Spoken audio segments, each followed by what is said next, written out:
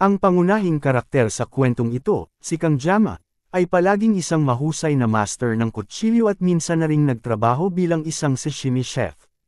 Nagbago ng tuluyan ang kanyang buhay nang mapasok siya sa mundo ng isang mobile game at makatanggap ng isang sistema na may basbas ng Diyos ng Espada, at isang natatanging kakayahan, kaya niyang hiwain ang kahit ano, kahit ang espasyo at oras, at makapagdulot ng di kapanipaniwalang pinsala, basta't ang kanyang gamit ay isang sandata na mas mababa sa 30 cm ang haba at 5 cm ang lapad. Ibig sabihin, ang nag-iisang sandatang bagay sa kanya ay isang kutsilyo. Sa bagong mundong ito, napunta siya sa katawan ng isang background character na walang sariling kwento, at namuhay ng tahimik habang ini-explore ang bagong mundo. Nalaman niya na ang tinatawag na blessing sa mundong ito ay katumbas ng mga espesyal na kakayahan.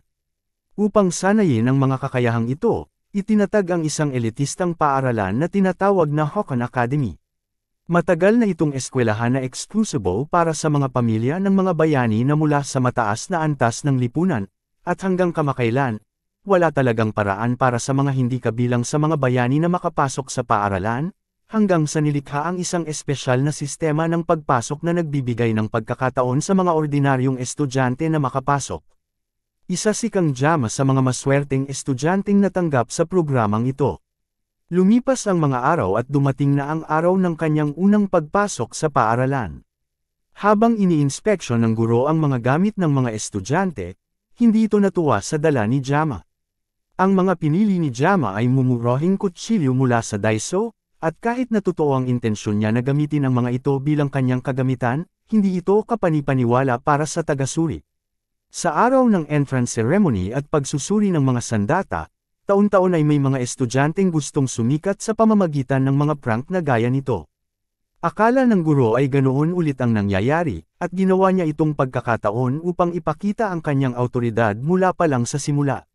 Malakas niyang sinampal ang mesa at tinanong si Jama kung iniisip ba niyang biro lang ang akademyang ito, imposibleng seryoso siya sa pagdadala ng mga kutsilyo sa kusina bilang gamit para sa pagsusulit ng klase.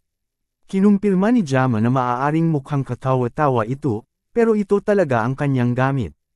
Tinangkang higpitan palalo ng guro ang kanyang disiplina, pero kalmadong ipinaalala ni Jama na isa siyang special admission student mula sa isang ordinaryong pamilya.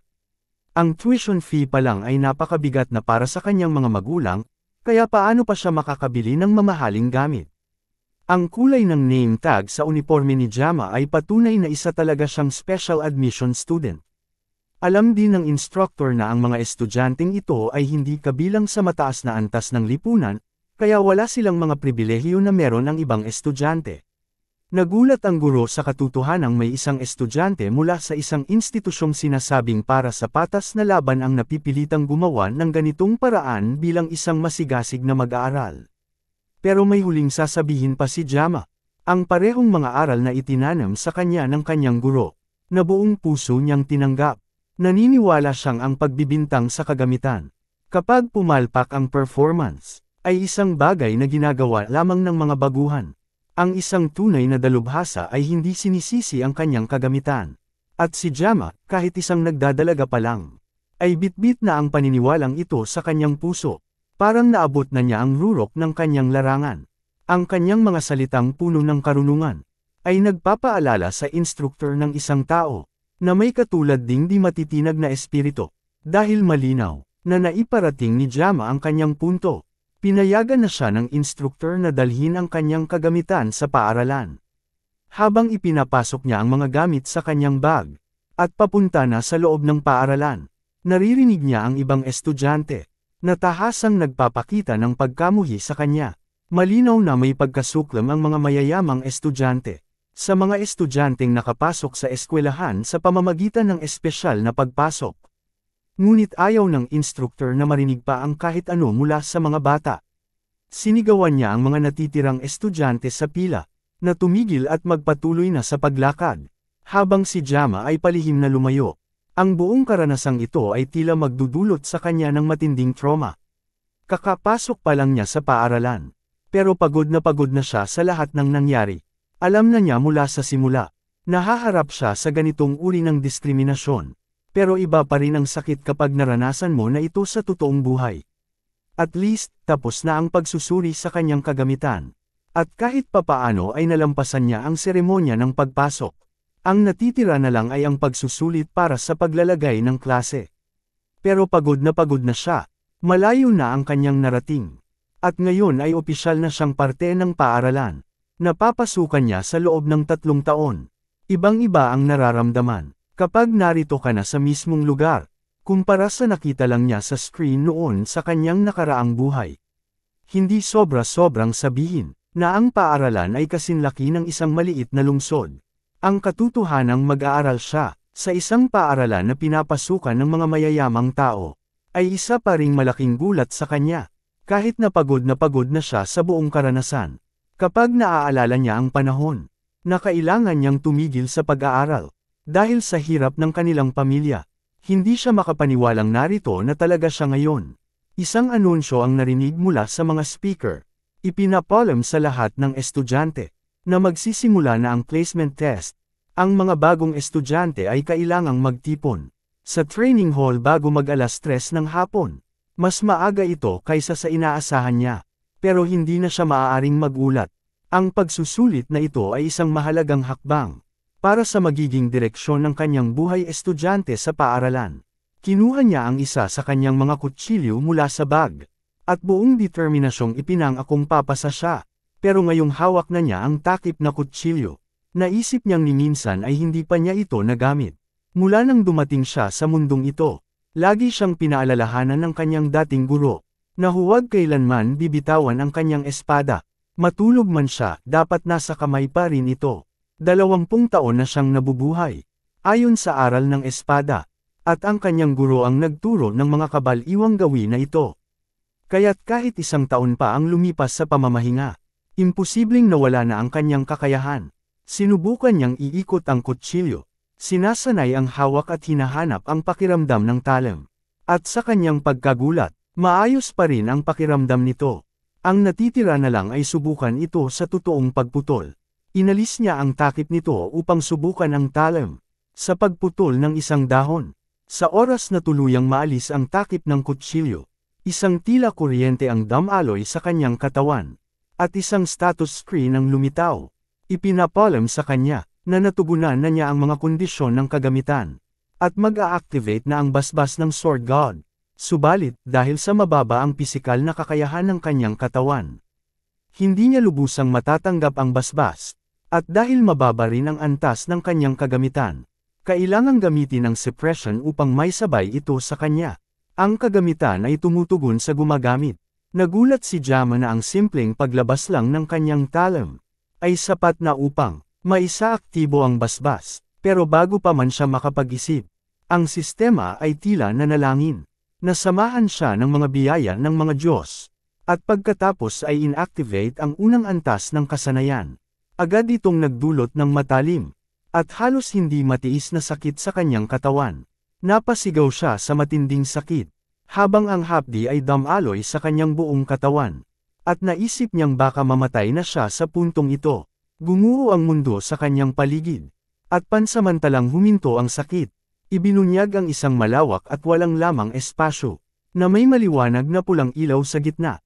Tinitigan ni Jama ang bakanteng espasyo sa pagkabigla, at ang malamig na pakiramdam ay naging dahilan upang mabitawan niya ang kanyang talim, na siyang nagtapos sa basbas, at nagbalik ng mundo sa normal na estado. Sa mismong sandaling binitiwan niya ang espada, bumalik sa normal ang mundo at bumalik siya sa katinuan. Ngunit hindi ibig sabihin ay nawala na rin ang sakit. Ang sakit ay sobrang tindi, parang mismong buong mundo ay pinupunit sa harap niya. Marahil ito ay isang uri ng backlash mula sa paggamit ng kapangyarihan, nang wala pa siyang sapat na lakas upang tiisin ito. Noong sinubukan niya ang walang sakit na basbas, kaunting pagkirot lang ng kalamnan ang naramdaman niya. Kung bawat pag-activate ay ganito kasakit, hindi niya kakayaning gamitin ang basbas na ito. Isa pang anunsyo ang narinig sa intercom. Tinutawag ang lahat ng bagong estudyante, na agad pumunta sa training hall. Tinitigan niya ang kutsilyong, parang muntik ng kitilin ang kanyang buhay. Maaaring hindi pa niya kayang gamitin ito ng lubos, pero siguradong kaya pa rin niyang pulutin ito. Hindi niya pwedeng hayaang nakatambay lang sa lupa ang isang sashimi knife. At saka, baka naman sumakit lang. Dahil iyon ang unang beses niyang inactivate ang basbas. Pagyuko upang pulutin ang talam, ay nagpapatunay na hindi lang iyon dahil sa unang beses. Dahil muli siyang napasigaw sa sakit, na umalangaw sa buong campus. Dumating siya sa training hall, na mas kamukha ng isang gladiators arena, kaysa isang tipikal na bulwagan ng paaralan. Ang lahat ng bagong estudyante, ay nagtipon sa gitna ng arena, at nagkwentuhan habang naghihintay, na magsimula ang kaganapan. Ang mga kawani ay nasa itaas ng arena, at sila rin ay abala sa pag-uusap. Ngunit bigla silang natahimik, nang mapansin nila ang isang espesyal na tao, na naruroon sa mga manunood. Ito ay si Lord Sword Emperor, isa sa 7 7-star heroes. Siegfried von Nibelung, siya ang tuwirang inapo ni Aron Nibelung, na dating alagad ng maalamat na bayani, na si Baylor Håkon. Napakalakas niya, na kinikilala na siya ngayon bilang pinakamalakas na tao. Hindi mapigilan ng iba ang tumitig sa kanya, habang tahimik siyang nakamasid sa mga estudyante sa arena. Napabuntong hininga si Siegfried, habang ang mga maharlika ay nagsialis. May isa pang taong lumapit sa tabi niya, isa ring 7-star hero, Medea Poison. Ayon sa kanya, halos 50 taon na ang lumipas, mula noong huli silang nagkita. Siya ang pinuno ng akademya, at malapit na siyang mag-70 taong gulang. Ngunit nananatili pa rin siyang maganda at mukhang bata, at nagdadamit na tila nasa 20s pa rin siya. Lahat ng ito ay dahil sa kanyang basbas, at kaya pa niyang pabatahin si Siegfried ng 10 taon. Pero tumanggi ang lalaki, nagpalitan ng kaunting usapan at pagbibiro ang dalawa, habang inaalala kung gaano na sila katagal magkakilala. Bagamat si Medea lang talaga ang napaka-epektibong nambabwizat kay Siegfried, gayunpaman, kahit pa nakakainis ang paraan niya, binanggit pa rin niyang nakakagulat, na dumalo si Siegfried sa ganitong klase ng okasyon. Matagal nang kinamumuhian ng Sword Emperor ang pakikihalubilo sa mga taong may elitistang pag-iisip. Ngayong pagkakataon, malamang ay dahil ang kanyang apo ay isa sa mga estudyanteng naroon ngayon. Hindi tinanggihan ni Siegfried ang hinalang iyon, habang nagsisimula na ang paghahanda para sa mga laban. Samantala, sa mismong arena, si Jama ay nakahiwalay hanggat maaari, sa gitna ng isang pulutong ng mga estudyanteng may makukulay at sari-saring buhok. Siya lang ang tila may itim na buhok sa buong lugar na iyon. At lalong nagpapulala ng lahat, ang katotohanan siya ay isang special admission student. Dahil doon, lalo lamang siyang naging tagalabas. Sa gitna ng mga elite, ito marahil ang tinatawag nilang mapagkumbabang pinagmulan. Kahit pa may kanya-kanyang kakaibang anyo, ang mga bagong estudyante, may isang tao pa ring pumukaw sa pansin ng lahat. Habang dumaraan sa gitna ng karamihan, ang kanyang alon-alon na asul na buhok. Ang dahilan kung bakit napatingin ang lahat. Alam na ni Jama, na magiging estudyante rin siya rito. Kaya't wala sa kanya ang parehong gulat, na makikita sa mga mukha ng ibang estudyante. Ang babaeng kinahuhumalingan ng lahat ay si Abel von Nibelung, apo ng Sword Emperor, at ang pangunahing heroine ng laro. Siya rin ang dahilan kung bakit gumastos si Jama ng napakaraming pera sa laro. Kung iiwan na muna ang magandang babae, na pinagtitinginan ng lahat, ang mas mahalagang bagay ngayon ay ang mga detalye ng placement test. Ang pagsusulit ay gaganapin sa isang subspace, isang lugar na unang nilikha ng maalamat na bayani na si Baylor Joaquin. Kasabay ng pagtatatag ng akademya, ito ay isang alternatibong espasyo na hiwalay sa realidad, kung saan mararanasan ng mga manlalaban ang lahat ng sakit at pinsala, ngunit hindi ito makakaapekto sa kanila sa totoong mundo, dahil walang panganib na tunay na masaktan. Kahit ang mga karumal-dumal na bagay tulad ng pagpatay, ay maaaring palampasin sa lugar na iyon. Ang partikular na pagsusulit na ito, ay isang subspace battle royale, kung saan hahatiin ang mga bagong estudyante sa mga grupo na tig-10, at isasalang sa isang survival game. Ang ranggo ng bawat grupo ay ibabatay sa kung sino ang pinakamatagal na mabubuhay. Wala ring anumang limitasyon sa mga armas, kaya't malaya ang bawat isa na gawin ang kahit anong nais nila habang nasa pagsusulit. Ang kawalan ng limitasyon sa mga armas ay nangangahulugan ding ang mga elite ay may hawak na kalamangan. Totoo man ito, Ang akademya ay pangunahing pinupondohan ng salapi ng mga maharlika. Ito na ang pinakamalapit na kompromiso na kaya nilang ibigay. Dumaan si Medea sa matinding hirap para lamang maipatupad ang sistema ng special admission na makatutulong sa mga karaniwang tao na makapasok sa universidad. Ngunit wala nang pakialam ang mga estudyante sa lahat ng iyon. Dahil abala pa rin sila sa pagsunod kay Abel von Nibelung, kahit hindi man lang siya interesado sa kanila.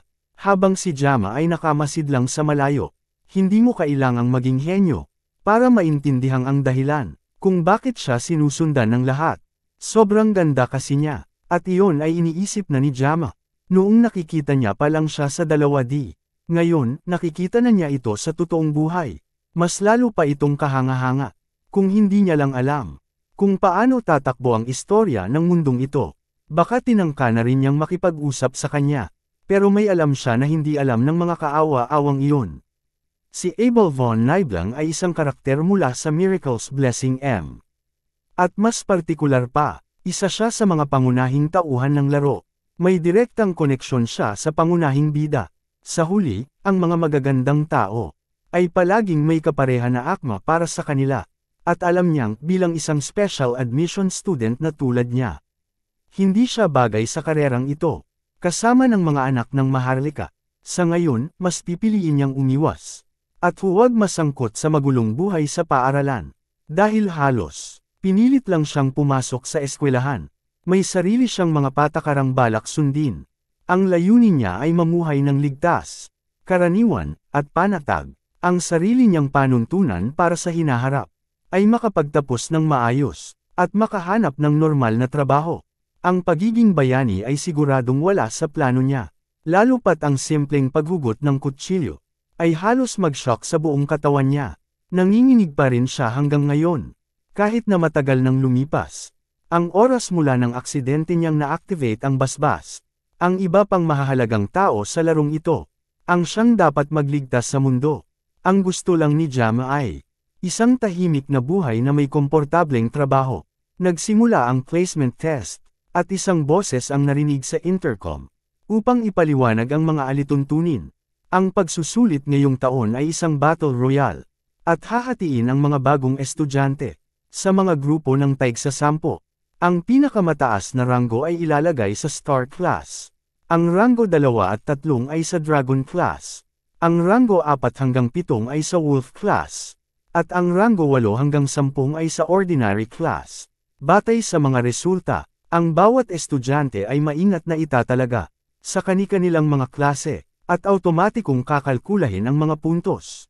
Wala rin itong time limit, kaya't para lang talaga itong laro. Nanatiling pareho ang layunin ni Jama. Tapusin ito ng mabilis, nang hindi nakakatawag ng pansin.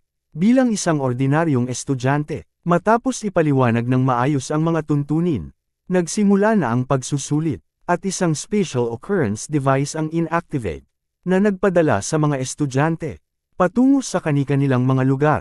Kung kaya niya, gusto pa nga niyang huwag gumamit ng anumang sandata habang nasa loob ng pagsusulit.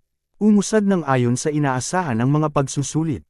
At makalipas ang ilang sandali, nagsimulang lumabas ang mga grupo, na natapos na ang kanilang mga sesyon. Ipinahayag isa-isa ang mga ranggo ng bawat grupo, habang nagkukwentuhan ang dalawang tagapangasiwa. Sa gilid ng arena, sa tingin ni Medea, ang batch ng mga estudyante ngayon ay lalo pang kahanga-hanga. Kasama rito ang apo ni Siegfried, at pati na rin ang mga inapo ng iba pang kilalang personalidad. Halata na rin sa mga resulta, na para bang nakaplano na ang kalalabasan. Base na rin sa mga nakikita na niya. Sa mga grupong nakatapos na, may ilan na nagtala ng napakabilis na oras.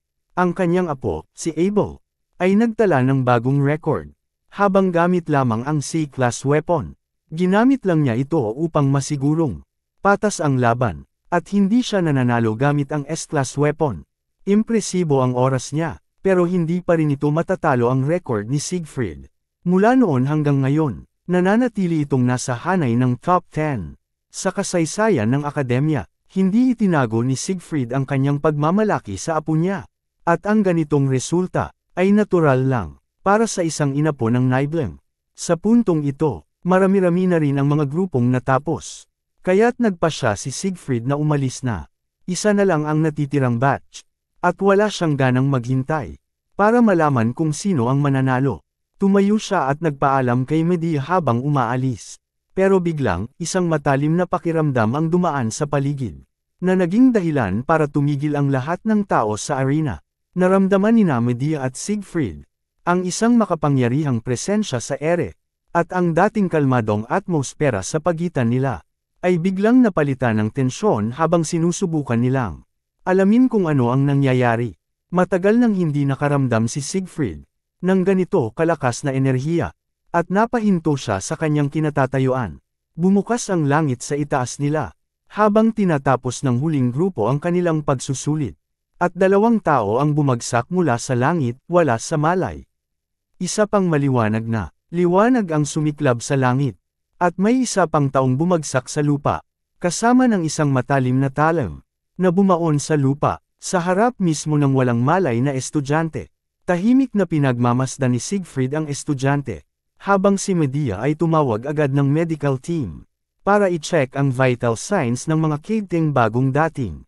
Nagsimula ang lahat ng ito mas maaga, sa isa sa mga group session, habang ang mga estudyante ay dapat naglalaban-laban. Mas tamang sabihin, isang pares ng magkapatid ang tumatapos sa lahat. Dahil sa 2 batang ito, halos nakatakda na ang magiging resulta ng laban. Sa halip na isang battle royale sa pagitan ng mga estudyante, parang napunta si Jama sa gitna ng isang death match. Kilala niya ng husto ang 2 ito, ang masasamang kambal na sina Mao Jun at Shan Mao. 2 lalaking likas na may talento, at may labis na pagkahumaling sa karahasang brutal. Halos 30 minuto na nilang inaabuso ang mga mas mahihinang estudyante, na tila nilalaro lang nila ang pagdurog sa iba, pero tila sobrang mahina ang tingin nila kay Jama, na hindi man lang nila siya napansin. Sa huli, lahat ng estudyanteng pinagtripan nila ay natapos din, at ngayon ay naiinip na sila, habang naghahanap ng susunod nilang biktima. Nagbilangan sila ng mga nahuli, at tanging isang babae na lang sa likod. Ang natira, nanginginig sa takot. Habang itinuro siya ng kambal, malinaw na masama ang iniisip nila sa babaeng iyon. At hindi na makapanahimik si Jama. Tahimik na pinagmamasdan ni Jama ang babae, mula sa sulok simula pa kanina. At halatang halos wala na ito sa sarili sa takot. At wala ng lakas para lumaban. Lumapit si Shan Mao sa babae, na wala namang balak tumakbo. At sinabi nitong siya ang tipo niya. Kahit si Mao Jun ay napilitang aminin. Talagang manyak ang kapatid niya. Pero hindi naman ibig sabihin ay pipigilan niya ito. Doon na nag-init si Jama. At sumigaw mula sa likod ng arena, na siyang nakakuha ng atensyon ng kambal. Pumasok siya sa eksena, nang hindi man lang namamalayan kung ano ang ginagawa niya. At ngayon, ang 2 lalaking, ni hindi siya pinansin kanina, ay siya na ngayong naka-target. Napansin nila ang kulay ng kanyang name tag, na nagpapakitang isa siyang special admission student. Ibig sabihin ay lalo siyang hindi karapat-dapat para pansinin. Nagpa siya ang kambal na tapusin agad si Jama, para makabalik na sila sa babae sa likod. Nag-isip si Jama kung ano ang dapat niyang gawin. Ngayong harap-harapan na silang 2, pwede niyang gamitin ang Blessing of the Void, para pansamantalang mawala ang sakit sa loob ng 30 segundo. Pero 30 minuto nang nilalapastangan ng 2 ang mga katawan ng iba. Walang paraan na ang ganoong kaikling oras ay magiging sapat para sa kanya. Iisa lang ang pagpipilian niya sa sitwasyong ito. At ang sagot ay nasa kanyang bag ng mga kutsilyong pang sashimi. Pero kung hahawakan niya ang isang talam, tiyak na muling mag-aaktibo ang basbas, na magdadala ng hindi masukat na sakit. Gusto niya lang mamuhay ng ligtas, tahimik, at simple. Pero wala pang kalahating araw ang lumipas. At nandito na agad siya sa ganitong klaseng sitwasyon. Hinugot niya ang isa sa mga kutsilyo mula sa kanyang bag, na naging dahilan para matawa ng malakas ang magkapatid. Habang tahimik lang na pinagmamasdan ng babae ang nangyayari, nagpa siya si Shan Mao na huwag nang sayangin ang oras. Sa tulad niyang mababa, at umatake patungo sa kanya para tapusin siya agad. Hindi ito ang oras para maging mapili si Jama. Pero may plano siya. Pwede niyang gamitin ang Painless Blessing sa loob ng 30 segundo, para kanselahin ang sakit mula sa Sword God Blessing. Kailangan niya lang magtagal ng sapat, para malampasan ang mga lalaking ito. Inactivate niya ang kanyang painless blessing. Bago tuluyang, hilahin ang kutsilyong pang-sashimi mula sa takip. At sa muling paglabas ng talim, agad na nag-activate ang blessing of the sword god. Kasabay ng pagbaba ni Shan Mao, na may masamang ngiti sa mukha. Isa lang ang paraan para makaligtas si Jama. Kung hindi niya kayang putulin ang sitwasyong ito, mamamatay siya. Pero, paano mo naman masasabing ang isang sashimi knife ay makakaputol sa ganoong kalaking katawan? Hindi yun isda, isang buong tao iyon. Sa mga ganitong sandali, naaalala niya ang kanyang guro na dating gangster. Minsan, tinanong niya ang kanyang guro kung bakit sa mga pelikula, laging sashimi knife ang gamit ng mga gangster. Pero kahit ang guro niya ay nagsabi na nangyayari lang ang ganoon sa pelikula. Kahit bumaba pa ang isang Diyos, imposible raw iyon. Sabi sa basbas, kung nanaisin niya, kaya niyang hiwain ito, at sa lakas ng loob na iyon. Itinulak niya ang kutsilyo patungo sa dambuhalang lalaki. Tumalon papunta rito, at sa isang iglap, nahati sa dalawa si Shan Mao. Noong isang araw, tinanong ni Chef Kim ang kanyang guro, kung bakit sashimi ang kinakain ng mga gangster. At dahil doon ay muntik na siyang tamaan ng kutsilyo. Dumaan sa tabi mismo ng kanyang mukha. Isa iyon sa maraming pagkakataon na pinatunayan ng kanyang boss na dati siyang gangster. Pagkatapos ng mga taon niya sa madilim na mundo, pinutol niya mismo ang isa niyang kamay bilang pagbayad, at nagtayo ng isang sushi restaurant para pasayahin ang tao gamit ang kanyang kakayahan sa kutsilyo. Nag-usap sila tungkol sa kung paanong sa mga pelikula, laging sashimi knives ang hawak ng mga kriminal. Minsan ay tinanong ni Chef Kim ang kanyang mentor, ganun din ba sa totoong buhay? Kapag sinaksak mo raw ang isang tao gamit ang malapad na kutsilyo, ang balat ay kumokontra, at hindi lalabas ang talam. Pero ang mga sashimi knife ay manipis, at kaya mong maneksak ng paulit-ulit. Gayunman, sabi rin ng kanyang guro, na hindi mo dapat gamitin ang ganoong kutsilyo para humiwas sa tao, gaya ng paghiwa mo sa isda. Sabi pa niya, kahit pa bumaba ang isang Diyos, hindi pa rin iyon posible. Well, ang lumilipad na braso ni Shan Mao ay patunay na posible nga ito. Nagulat ang tatlong iba pang estudyante sa biglaang pagbabago ng lakas. Habang nakatayo si Jama, na handa na sa susunod na atake. Hawak ni Shan Mao ang duguan niyang braso at napapasigaw sa sakit. Habang papalapit si Jama, dahil wala nang ibang paraan para makatakas, sinubukang tumakbo ni Shan Mao. Habang nagsusumamo kay Mao Jun, natulungan siya bago siya mamatay.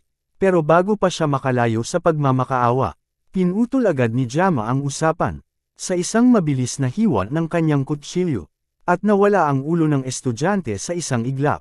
Napasigaw ang kanyang kapatid habang bumagsak sa harap niya. Ang ulo ni Shan Mao na nahiwalay sa katawan. Pinilit niyang ipaalala sa sarili na ito ay nasa void space, at hindi pa talaga patay si Sean. Pero bukod pa roon, ang random na gloomy guy na ito ang humiwas sa kapatid niya gamit lang ang isang simpleng kutsilyong pangkusina.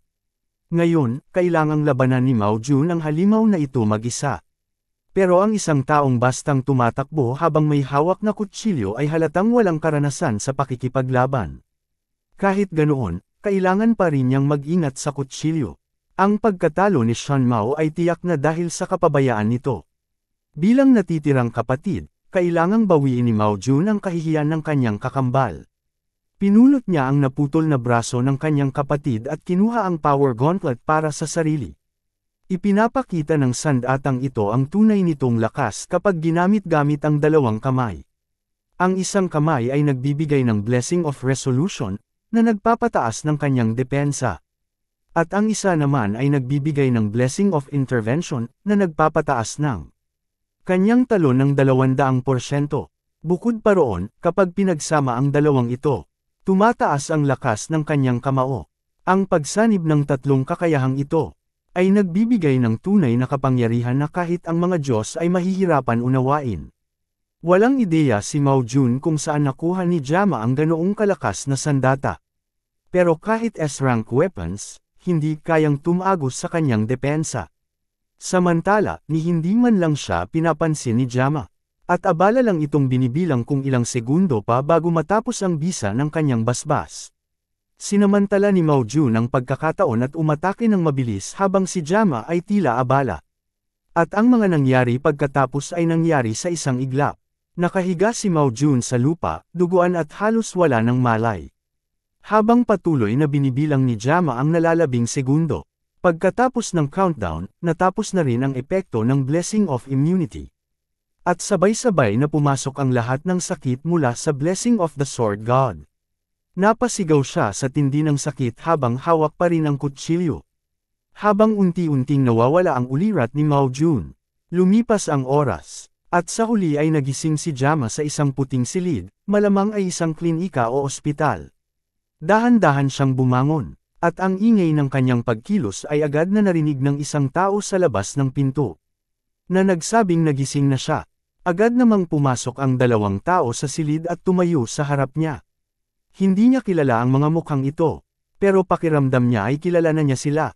50 taon na ang nakakalipas, nang talunin ng mga tinatawag na 7-star heroes. Ang ika-6 na Legion Commander ng Demon Lord. At dalawa sa mga bayani na iyon ay ang nasa harap niya ngayon. Ang una ay ang pinakamalakas na tao, si Siegfried. At ang unang nagsalita sa kanya ay ang direktor ng akademya, Medea Poison. Hindi maiwasan ni Jama ang magtanong sa isip niya. Kung bakit narito ang dalawang makapangyarihang nilalang na ito para lang sa kanya.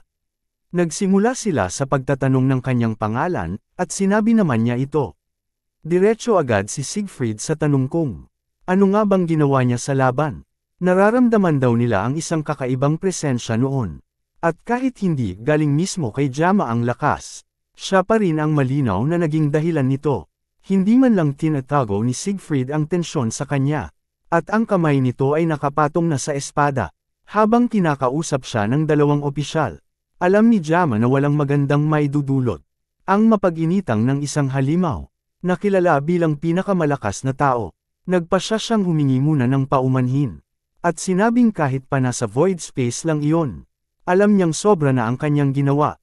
At handa siyang tanggapin ang anumang parusa ng walang reklamo. Nagkatitigan silang dalawa. At napilitang humarap si Medea sa pagitan nila. Bago pa ito mauwi sa gulo, sinabihan niya si Siegfried na huwag takutin ang bata ng ganoon.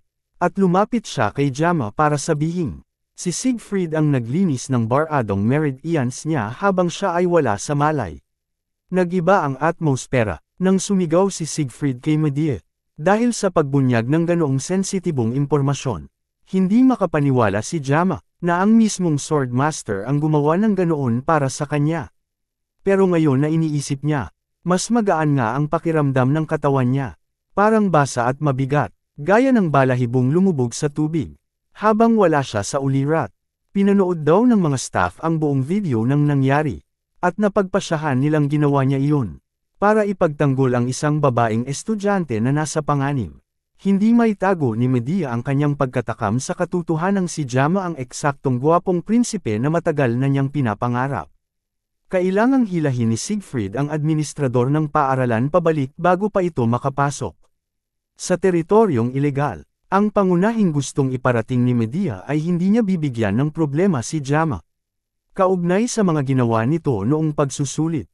At hindi rin naman talaga maganda ang reputasyon ng kambal. Naipasok lang sila sa paaralan. Dahil nakuha nila ang pabor ng mga elder ng akademya mula sa angkan ng Mao.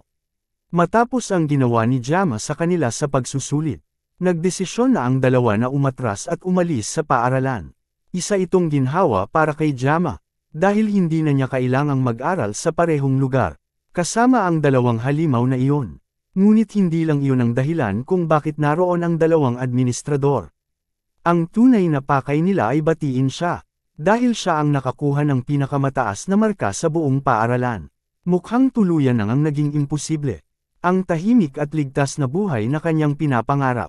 Pagkatapos ng pag-uusap nila kay Jama, nagtipon ulit ang dalawang administrador sa opisina ni Medea. Matagal nang namumuno si Medea sa akademya, mahigit 2 dekada na. Pero ngayon lang nangyari, ang isang sitwasyon na kagaya ng kay Jama. Isang estudyante ang nakakuha ng pinakamataas na ranggo sa lahat ng bagong aplikante. Ngunit tinanggihan ang alok na sumali sa pinakamataas na klase ng paaralan. Ang tinatawag na Star Class. Sinubukan nila siyang kumbansihin na magbago ng isip.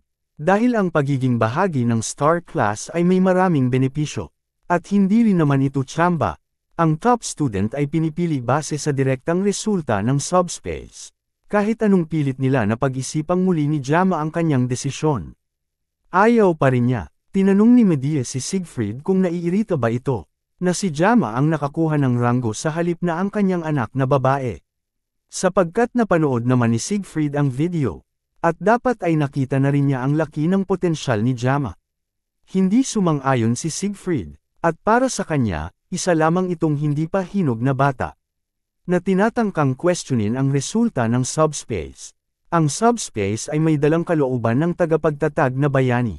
At dahil kinikilala siya ng subspace, kinikilala rin siya ng mismong akademya bilang pinakamahusay na mag-aaral. At hindi na iyon mababago. May sarili ring iniisip si Siegfried tungkol dito. At nakikita niya si Jama bilang isang taong lubhang kakaiba. Kung sakaling ang mga kasanayan ni Jama ay kapansin-pansin, o kung malakas ang kanyang katawan, o kahit may kaunti man lang na karanasan, pero halatang wala siyang anuman sa mga iyon. At gayunpaman, habang pinapanood niya ang video, nakita niya ang isang napakalalim na kakayahan sa paraan ng paggalaw ni Jama. At ito ang uri ng kasanayang buong buhay na niyang hinahanap. Ito ang kumakatawan sa sukdulang anyo ng sining ng espada. Noong binubuksan niya ang mga baradong acupoints ni Jama, naramdaman niya kung gaano kaina ang katawan nito, dahil wala pa itong pisikal na pagsasanay. At tila may nakaimbak sa loob nito, na kahit siya, ang pinakamatibay na tao, ay hindi kayang unawain. At dahil doon, nakaramdam siya ng matinding kompetisyon. Laban sa isang kabataang kasing edad lang ng kanyang apo, mas nakatuon naman si Medea sa katotohanang. Nakikita niyang kaakit-akit si Jama. At hanggang ngayon ay kinikilig pa rin siya, dahil sa ipinakita nitong, ang kanyang kakayahang iligtas ang isang babaeng nasa panganib. Kung mas bata-bata lang siya ng 10 taon, malamang niligawan na niya ito. Tinanong niya si Siegfried kung ano ang iniisip nito at bakit ito tahimik.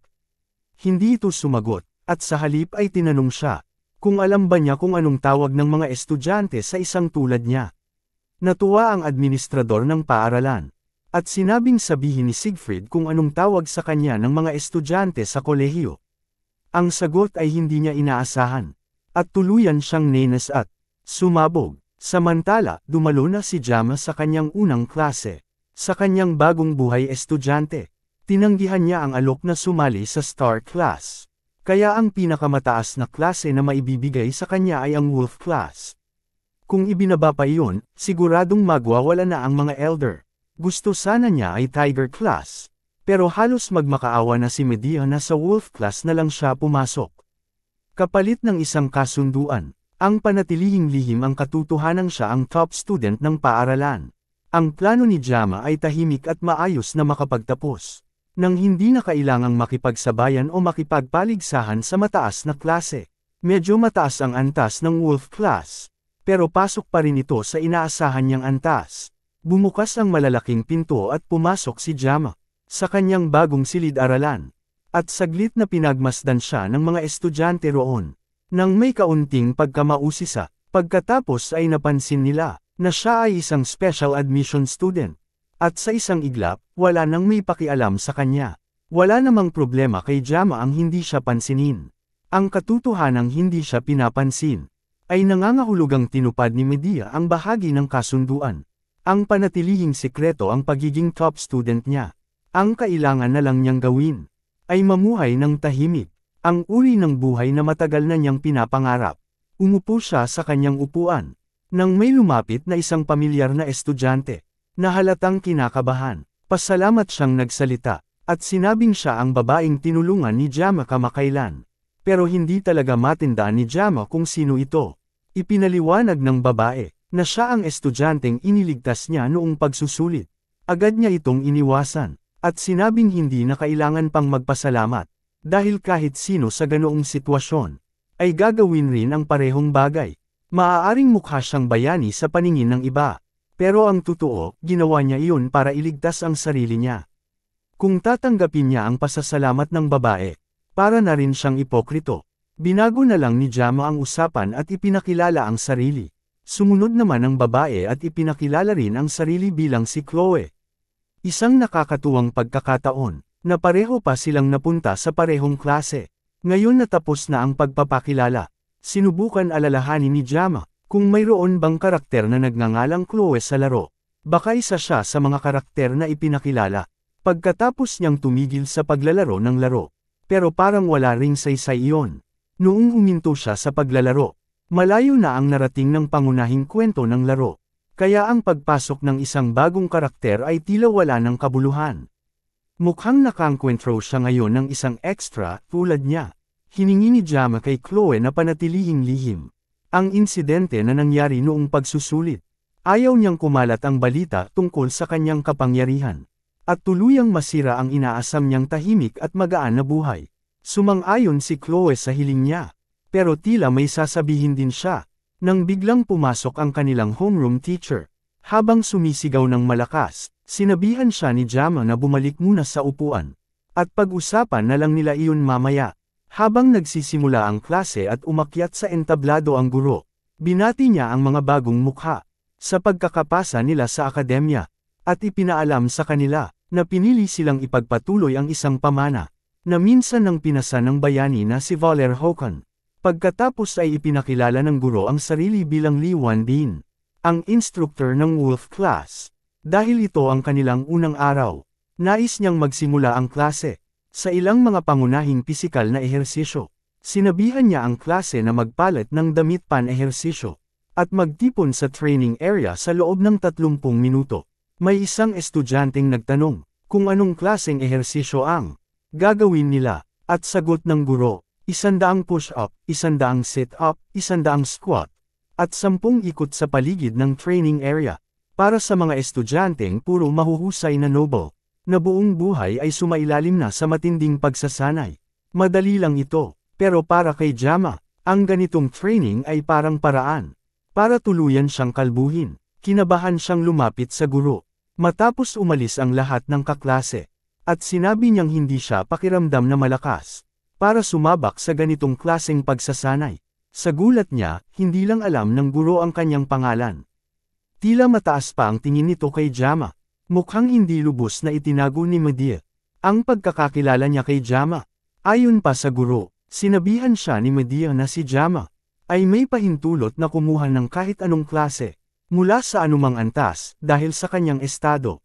Tumanggi si Jama sa alok na sumali sa Star Class at sinabi sa guro na gusto lang niyang pumunta sa banyo. Sa ngayon, naninigas pa rin ang katawan niya at ayos lang sa kanya ang bahagyang pagtakbo. Lalo't ayaw naman talaga niyang pumasok sa Star Class. At dahil doon, napilitan si Jama na sumali sa nakakapagod na ehersisyo. Kasama ng kanyang mga kaklase. Isa-isa siyang nalalampasan ng mga kaklase niyang mabilis tumakbo. Habang siya ay halos naiwan na. At pakiramdam niya ay mawawala na siya ng malay. Tumakbo palapit sa kanya si Chloe. At napansin nitong hindi maganda ang lagay niya. Sa ngayon, nakatapos na siya ng 5 ikot. Na medyo nahuhuli kumpara sa iba. Pero dahil si Chloe ay galing sa likod niya, mukhang nahuhuli rin ito. Tinanong niya kung pangilang ikot na siya. At sa kanyang gulat, sinabi ni Chloe, na nasa ika-9 na ikot na siya.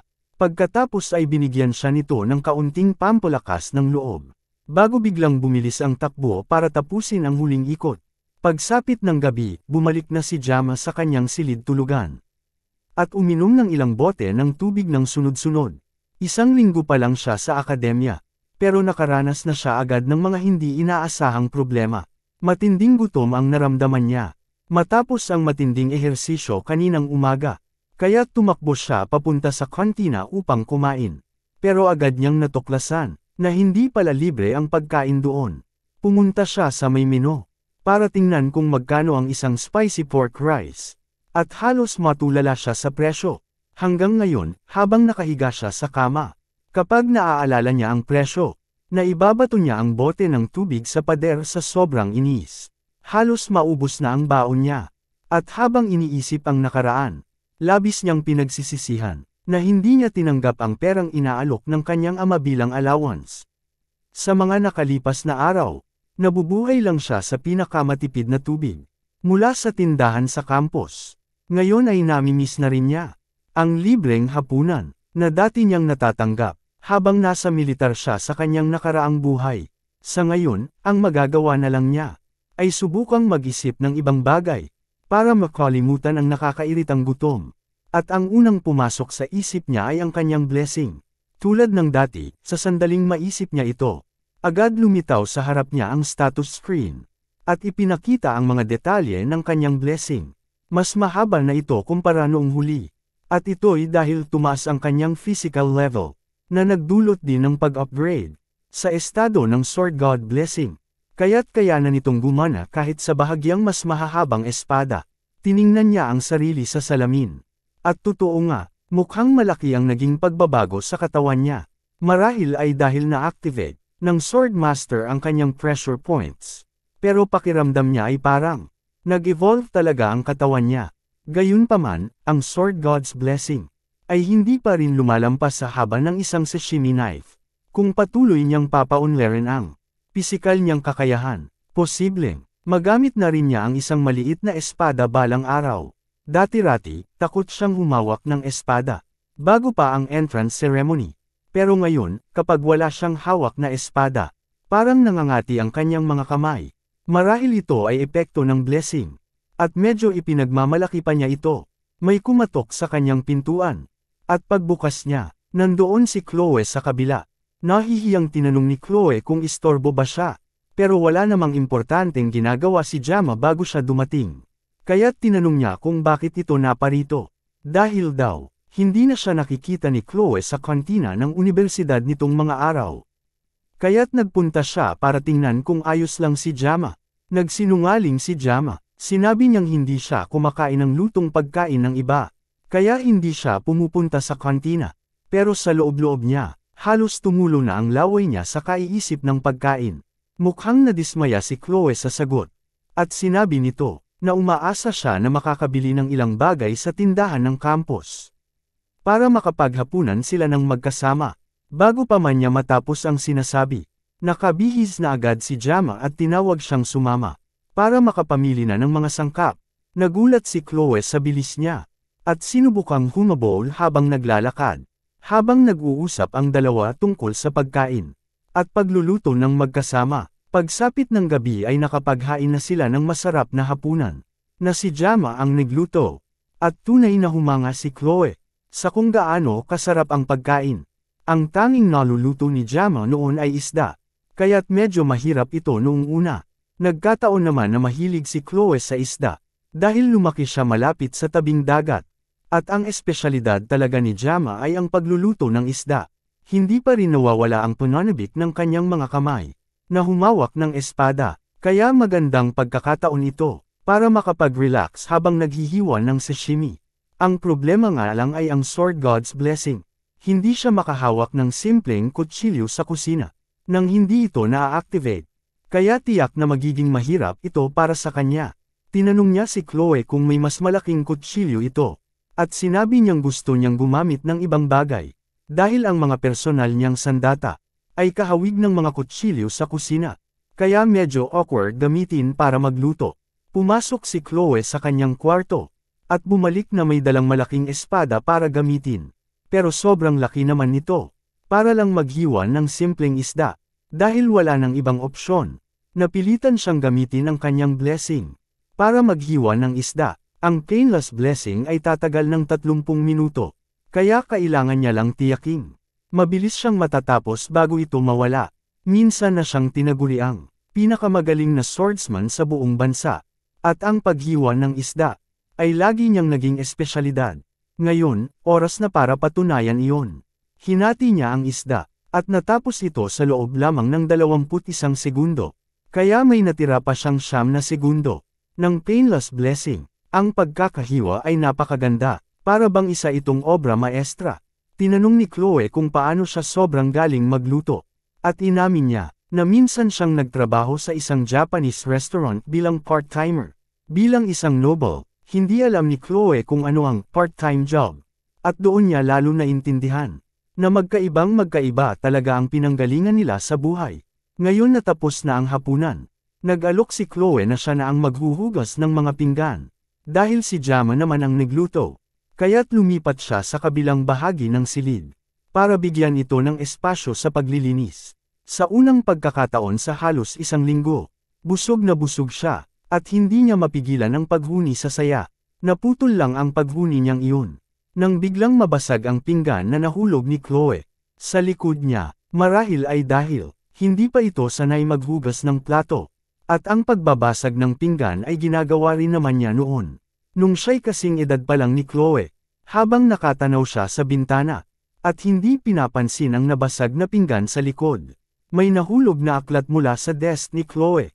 Mukhang isang diary iyon. At sakto pang ang bumagsak ito. Sa pahinang nagsusulat siya tungkol kay Jama, na iniligtas siya noong class placement test. Ang kanyang sulat kamay ay sobrang cute. May mga bilugan ng letra at may stickers pa. At hindi napigilan ni Jama. Napulutin ito at mapangiti habang binabasa. Ang hangin mula sa bintana ay tumihaya ng ilang pahina ng aklat, patungo sa bahagi kung saan isinulat ni Chloe, ang pagkikita nila sa parehong klase, at ang pagka-interes niya rito. Nakakatuwa ito para kay Jama, at hindi niya mapigil ang maghalukay pa ng ibang mga pahina. Namamangha sa pagiging cute ng mga isinulat niya. Nang umabot siya sa susunod na pahina, nakita niya ulit ang kanyang pangalan. Kasunod ng ilang pahina, na may nakasulat na, I love you, nang paulit-ulit. Isa na namang pinggan ang nabasag. At nang lumingon siya, nakita niya si Chloe, na nakatingin sa kanya na walang emosyon at tila nakakatakot. Malamig lang nitong tinanong, kung binasa ba niya ang kanyang diary. Ang walang emosyong anyo ni Chloe ay hindi na bago. Ito ay bahagi ng kanyang pagpapalaki. Isang uri ng mekanismong protektibo sa sarili. Ang mga bayani ay nakakamit ng respeto sa pamamagitan ng pagpatay sa mga halimaw. At dahil dito, napapataas nila ang kanilang katayuang panlipunan. At nakakamit ang pandaigdigang pagkilala. Gayunpaman, sa kabila ng kanilang matamlay na hanay, may ilang mga paksayo na inaabuso ang mahihina sa ngalan ng awtoridad. Kapag ang batas ay walang kakayahang parusahan ang mga abusadong ito, isang grupo mula sa anino ang tinatawag upang tugisin ang mga ito. At ang pangalan ng pamilyang iyon ay Auditor Sicily. Isa silang pamilya na nagpapanatili ng kaayusan at gumaganap ng mga pagpaslang. Kilala silang kumikilos sa anino habang nagtutungo sa liwanag. Ang mga isinilang sa pamilyang auditor ay nagsasanay na para sa pagpaslang bago pa man sila umabot sa pagbibinato o pagdadalaga. Ang kanilang mga damdamin ay pinipigil, at sumasailalim sila sa matinding pagsasanay upang maging perpektong mga makina ng pagpatay. Si Chloe ay bahagi ng pamilyang may bahid ng dugo, at ang unang pagkakataon na nabahira ng dugo ang kanyang mga palad ay sa edad na 15. Buong buhay niyang itinuro sa kanya na huwag maliitin ang kanyang kakayahan bilang isang mamamatay tao, at dahil dito ay naging ganap siyang mulat sa kanyang sarili. Unti-unti, binago ng kanyang matinding pagsasanay ang kanyang pagkatao, at nabuo ang isang madilim na anino sa kanyang puso. Pagsapit ng panahong halos mabura na ang kanyang pagkakakilanlan, na ang natira na lamang ay mga bakas ng damdamin, dumating na si Chloe sa edad na maaari na siyang pumasok sa akademya. Ang Waken Academy ay isang lugar kung saan inilalagay ang mga estudyante sa iba't ibang klase batay sa kanilang kakayahan.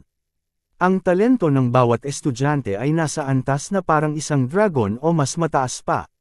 Ngunit ang mga miyembro ng pamilyang auditor, na namumuhay sa anino, ay itinalaga sa karaniwang klase alinsunod sa kautusan ng kanilang pamilya.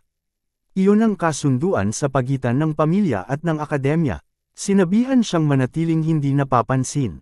At sa paglipas ng mga taon ng kanyang kabataan, inalis ng pamilya ang kalayaan ng bawat isa. Tinanggap ni Chloe ang kanyang kapalaran bilang isang mamamatay tao at hindi siya tumutol. Pinaniwalaan na niya noon pa na walang makakapagbago ng kanyang kapalaran. Hanggang sa araw na makilala niya ang isang tao na hindi niya kailanman malilimutan. Habang nakatayo siyang tahimik at walang kalaban-laban, habang papalapit sa kanya ang dalawang malupit na magkapatid, may isang tao, na tila siya ang pinakamahina sa buong silid, ang tumayo upang ipagtanggol siya. Kahit papeke lamang ang kamatayan sa Subspace Battle Royale at wala namang tunay na panganib, sinubukan pa rin ng lalaking iyon na iligtas siya. Tahimik na tinanggap ni Chloe ang kamatayan at hinihintay ang kanyang itinakdang kapalaran. Matagal na niyang binitiwan ang walang saysay na pakikipaglaban, at sinanay siyang kumilos ng mahina at hindi kapansin-pansin. Ngunit sa hindi maipaliwanag na paraan, dahil sa panghihimasok ng batang lalaki, parang ang araw ay biglang sumilay sa ulap ng kanyang isipan. Pinanood niya ang batang lalaki habang ginagamit ang kanyang espada, hindi upang pumatay, kundi upang ipagtanggol ang sarili, at upang protektahan siya. Habang nakikita niya itong lumalaban para sa kanya, naalala niya ang isang kwentong pambata na lihim niyang binabasa sa ilalim ng kanyang unan. Isinalaysay ng kwentong iyon ang tungkol sa isang prinsesa na nakakulong sa isang kastilyo at iniligtas ng isang prinsipe. Sa pagbabalik ng mga alaala ng kwentong iyon, kumirot ang kanyang dibdib at namula ang kanyang mga pisngi. Ang hindi maipaliwanag na damdaming ito sa kanyang puso ay tiyak na pag-ibig. Ngayon, si Jama ay nakagawa ng pinakamalaking kasalanan, ang silipin ng mga pribadong iniisip ng dalagang ito. Habang tinatitigan siya nito, pilit niyang kinakalimutan ang nangyari, pero alam niyang talo na siya. Sinusubukan niyang alamin kung paano siya napunta sa ganitong sitwasyon. Ito ba ay noong pinakialaman niya ang dalisay na damdamin ng isang dalagitang babae? O baka noong sinundan niya ito nang walang pag-iisip dahil inalok siya nitong pakainin? Ano man ang dahilan kung bakit siya ngayon nakatitig sa mismong kamatayan na nasa anyo ng isang dalagita, ang una niyang dapat gawin ay ang makalabas sa sitwasyong ito. Binabago niya ang usapan, binanggit kung gaano kaganda ang buwan, habang palihim na naghahanap ng paraan para makalabas ng silid ng hindi napuputulan ng ulo. Ngunit hindi pa siya tapos magsalita, nang tanungin siya ulit ng dalaga kung nakita ba niya ang kanyang diary. Pilit niyang dinadaan sa biro, kunwaring ang nakita lang niya ay ang reference book nito, at pinupuri pa kung gaano ito kasipag mag-aral. Pero alam niyang walang kahit anong papuri ang makapagliligtas sa kanya ngayon. Hindi rin siya makapaniwalang nahuli siya nito, lalo na't abala naman itong naghuhugas ng pinggan habang palihim siyang nagbabasa. At ngayon, hindi na rin ito gumagamit ng formal na pananalita na dati nitong gamit sa kanya. Parang, nagbago na siya at naging isang ganap na ibang tao. Bigla na lamang niyang sinabi na hindi niya ito nakita, pero kinulit siya ni Chloe hanggang sa wakas ay umamin siya na nakita niya ito. Pagkasabi pa lang niya nito, napagpasyahan na ni Chloe na kailangan ng wakasan ang buhay niya. Hinugot niya ang parehong espada na inialok niya dati, para lang sa paghiwa ng isda. Napatingin si Jama sa paligid at pinag-isipan ang mga opsyon niya. Kasalukuyan silang nasa ika-4 na palapag, kaya ang pagtalon sa bintana ay hindi opsyon. Ang tanging daan palabas ay ang pinto, pero siguradong hindi siya basta-basta palalabasin ni Chloe, lalo na't buo pa ang katawan niya. Paparating na talaga si Chloe habang hawak ang espada, at mukhang nauubos na ang oras niya. Sinusubukan niyang alamin kung bakit ganito bigla ang kilos ni Chloe. At isa lang ang naiisip niyang posibleng dahilan. Ang hindi gumagalaw na mga mata at ang pulang-pula nitong mga mata ay isang senyales, ang kaharap niya ay isang textbook yandir. Pero kung isasama pa ang bigla nitong pagbago mula sa isang cute na parang strawberry papunta sa isang mabangis na mamamatay tao, mas lalong masama ang lagay niya. Isa siyang yandir na may dalawang personalidad. Ang paghawak sa pagiging yandir nito ay mahirap na nga, lalo na kung may dual personality pa. Mukhang na-trigger ang pagbabago ng personalidad niya nang buksan ni Jama ang kanyang diary. Delikado ito, at sigurado siyang hahabulin siya ni Chloe hanggang sa huli kung wala siyang gagawin para matauhan ito. Kailangan niyang gumawa ng paraan para masigurado ang kinabukasan niya, ngayon na mismo, dahil kung hindi, lalo lang siyang mapapahamak. Ang tanging paraan para makaligtas siya ay kung makakuha siya ng sandata.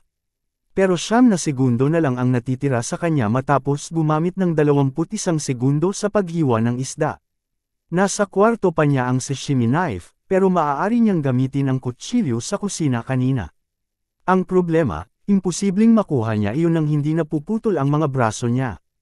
Muling tumingin siya sa paligid at napansin ang box cutter sa mesa ni Chloe. Wala nang ibang pwedeng gamitin, pero imposible naman na ang bagay na ito ang mag-a-activate ng basbas ng Diyos ng espada, di ba? Tumakbo na si Chloe papalapit habang hawak ang espada, at mukhang iisa na lang ang paraan para malaman ang sagot. Dinampot niya ang box cutter, natapon ang mga gamit sa mesa, at inilabas ang talam nito. Sunod-sunod na status screen ang lumitaw sa harap niya. Ang pagiging maparaan sa ganitong sitwasyon ay nagbigay sa kanya ng dagdag na mental resilience. At pansamantala siyang nakakuha ng intimidation buff. Inayos ng system ang mga kailangan bago i-activate ang basbas. Tumakbo si Chloe papunta sa kanya na may dalang espada, habang si Jama naman ay umatras sabay hawak sa box cutter. Bago pa man siya masugatan ni Chloe, binanggit niyang medyo mahaba na ang buhok nito. Dahil sa intimidation buff, napatigil si Chloe saglit, sakto naman sa pagbuelta ni Jama gamit ang talim. Lahat ay naging madilim at malabo. Pagkagising ni Chloe makalipas ang ilang oras, gabi na. Tahimik, maayos, at walang tao sa kanyang kwarto. Agad niyang naisip si Jama at nagtanong sa sarili kung saan ito nagpunta. Tinawag niya ito ng ilang beses, pero pinatunayan ng katahimikan na siya lang ang naroon. Ang huling naaalala niya ay palihim na sinisilip si Jama habang nakatingin ito palabas ng bintana. Pero malabo ang lahat pagkatapos niyon. Bigla siyang nakaramdam ng pangangailangang hanapin ang kanyang katana, pero nakita niya itong nakasandal lang sa mesa ng pag-aaral niya. Minsan, nawawalan siya ng malay tuwing hinahawakan niya ang kanyang katana, pero sa pagkakataong ito, mukhang napigilan niya ang sarili, o iyon ang akala niya, kahit papaano. Noong bata pa siya at nagsasanay pa lamang, madalas siyang mawalan ng malay kapag hawak ang kanyang espada. At sa oras na bumalik ang ulirat niya, duguan na ang paligid. Tuwing tinatanong niya ang mga nakatatanda kung ano ang ginawa niya habang wala siyang malay, hindi siya sinasagot. Ang sinasabi lang nila ay huwag niyang itanggi ang kanyang talento bilang isang assassin. Gayunpaman, ang katotohanang hindi niya maalala kung ano ang ginawa niya kay Jama ay nagdudulot ng kahihiyan sa kanya. Ibinaon niya ang ulo niya sa kama dahil sa hiya. Pero ang kahihiyang iyon ay agad na napalitan ng ibang pakiramdam habang iniisip niya si Jama. Napansin niya ang box cutter sa sahig, at na mas maikli ang kanyang buhok. Sa loob ng kanyang basurahan, nakita rin niya ang ilang hibla ng buhok na maayos na tinapon. Doon niya napagtanto na malamang si Jama ang tumulong sa kanya na gupitin ito.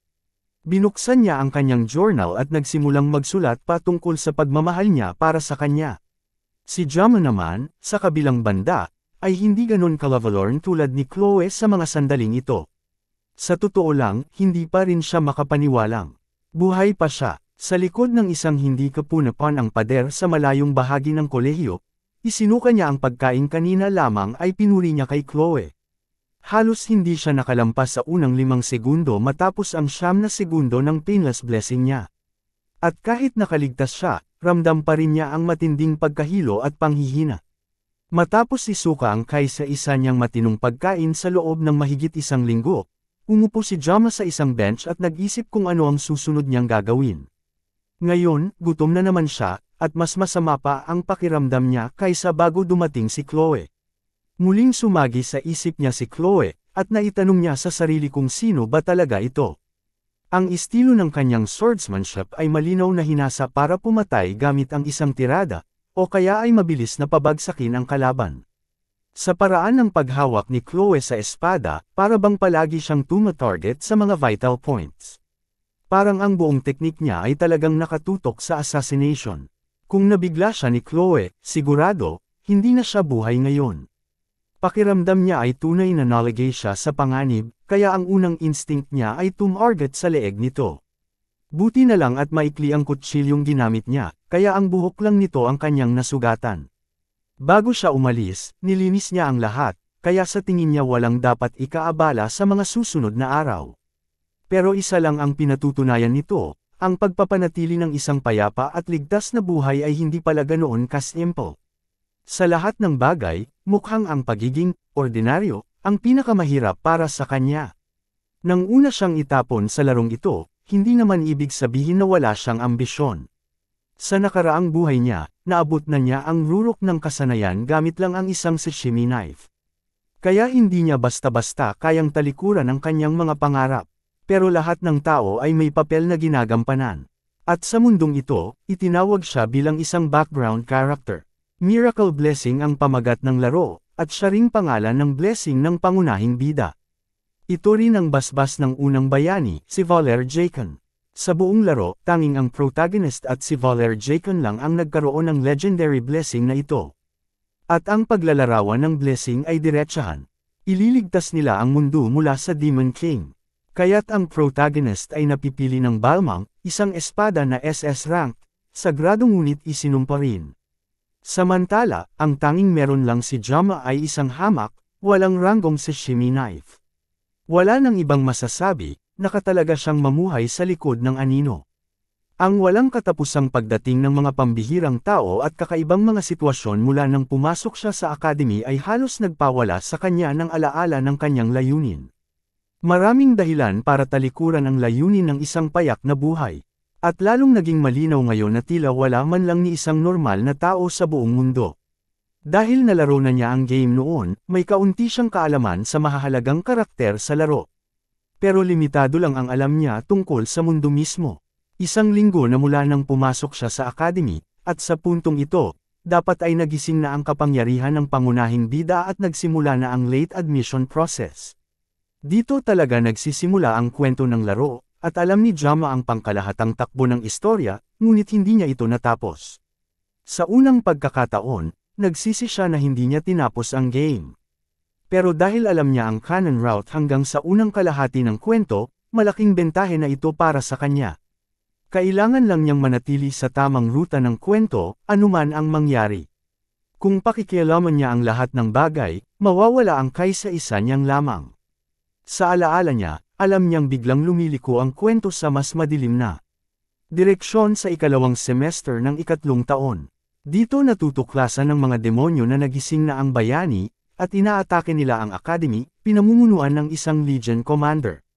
Habang lumalala ang labanan, nauuwi ito sa isang all-out war sa pagitan ng mga tao at mga demonyo. At mula roon, nagiging isang karaniwang fantasy novel ang daloy ng kwento ng laro. Noong nilalaro pa niya ito, ang gusto lang niya ay tularan ang isang walang alalahanin, simple, at masayang kabataan na hindi niya naranasan sa totoong buhay. Kaya agad niya itong dinlit nang hindi nagdalawang isip. Ang problema, ngayon ay bahagi na siya ng mundong ito, isang mundong nakatakdang humantong sa digmaan. At may tunay na posibilidad na maaari rin siyang mamatay. Pero may 3 taon pa siya bago dumating ang panahong iyon.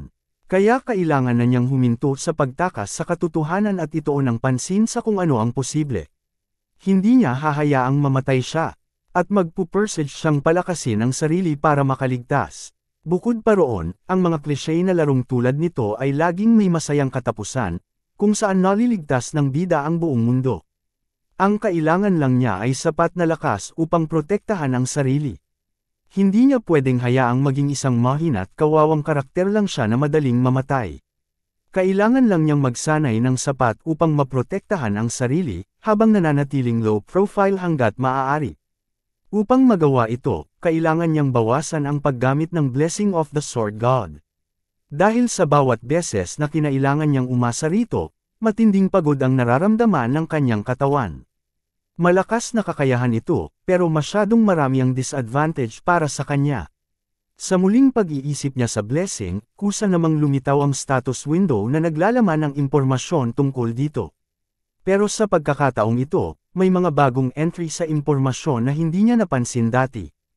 Ang 3 bagong entry ay Body, Mind, at Armament Grade, at ang mga numerong nakatabi dito ay tila mga level. Ipinapakita ng mga ito kung gaano na siya kalaki ang iniunlad, at bawat isa ay nagpapabawas ng strain sa katawan niya tuwing ginagamit ang blessing. Meron ding isa pang tinatawag na synchronization, pero wala siyang ideya kung ano ito.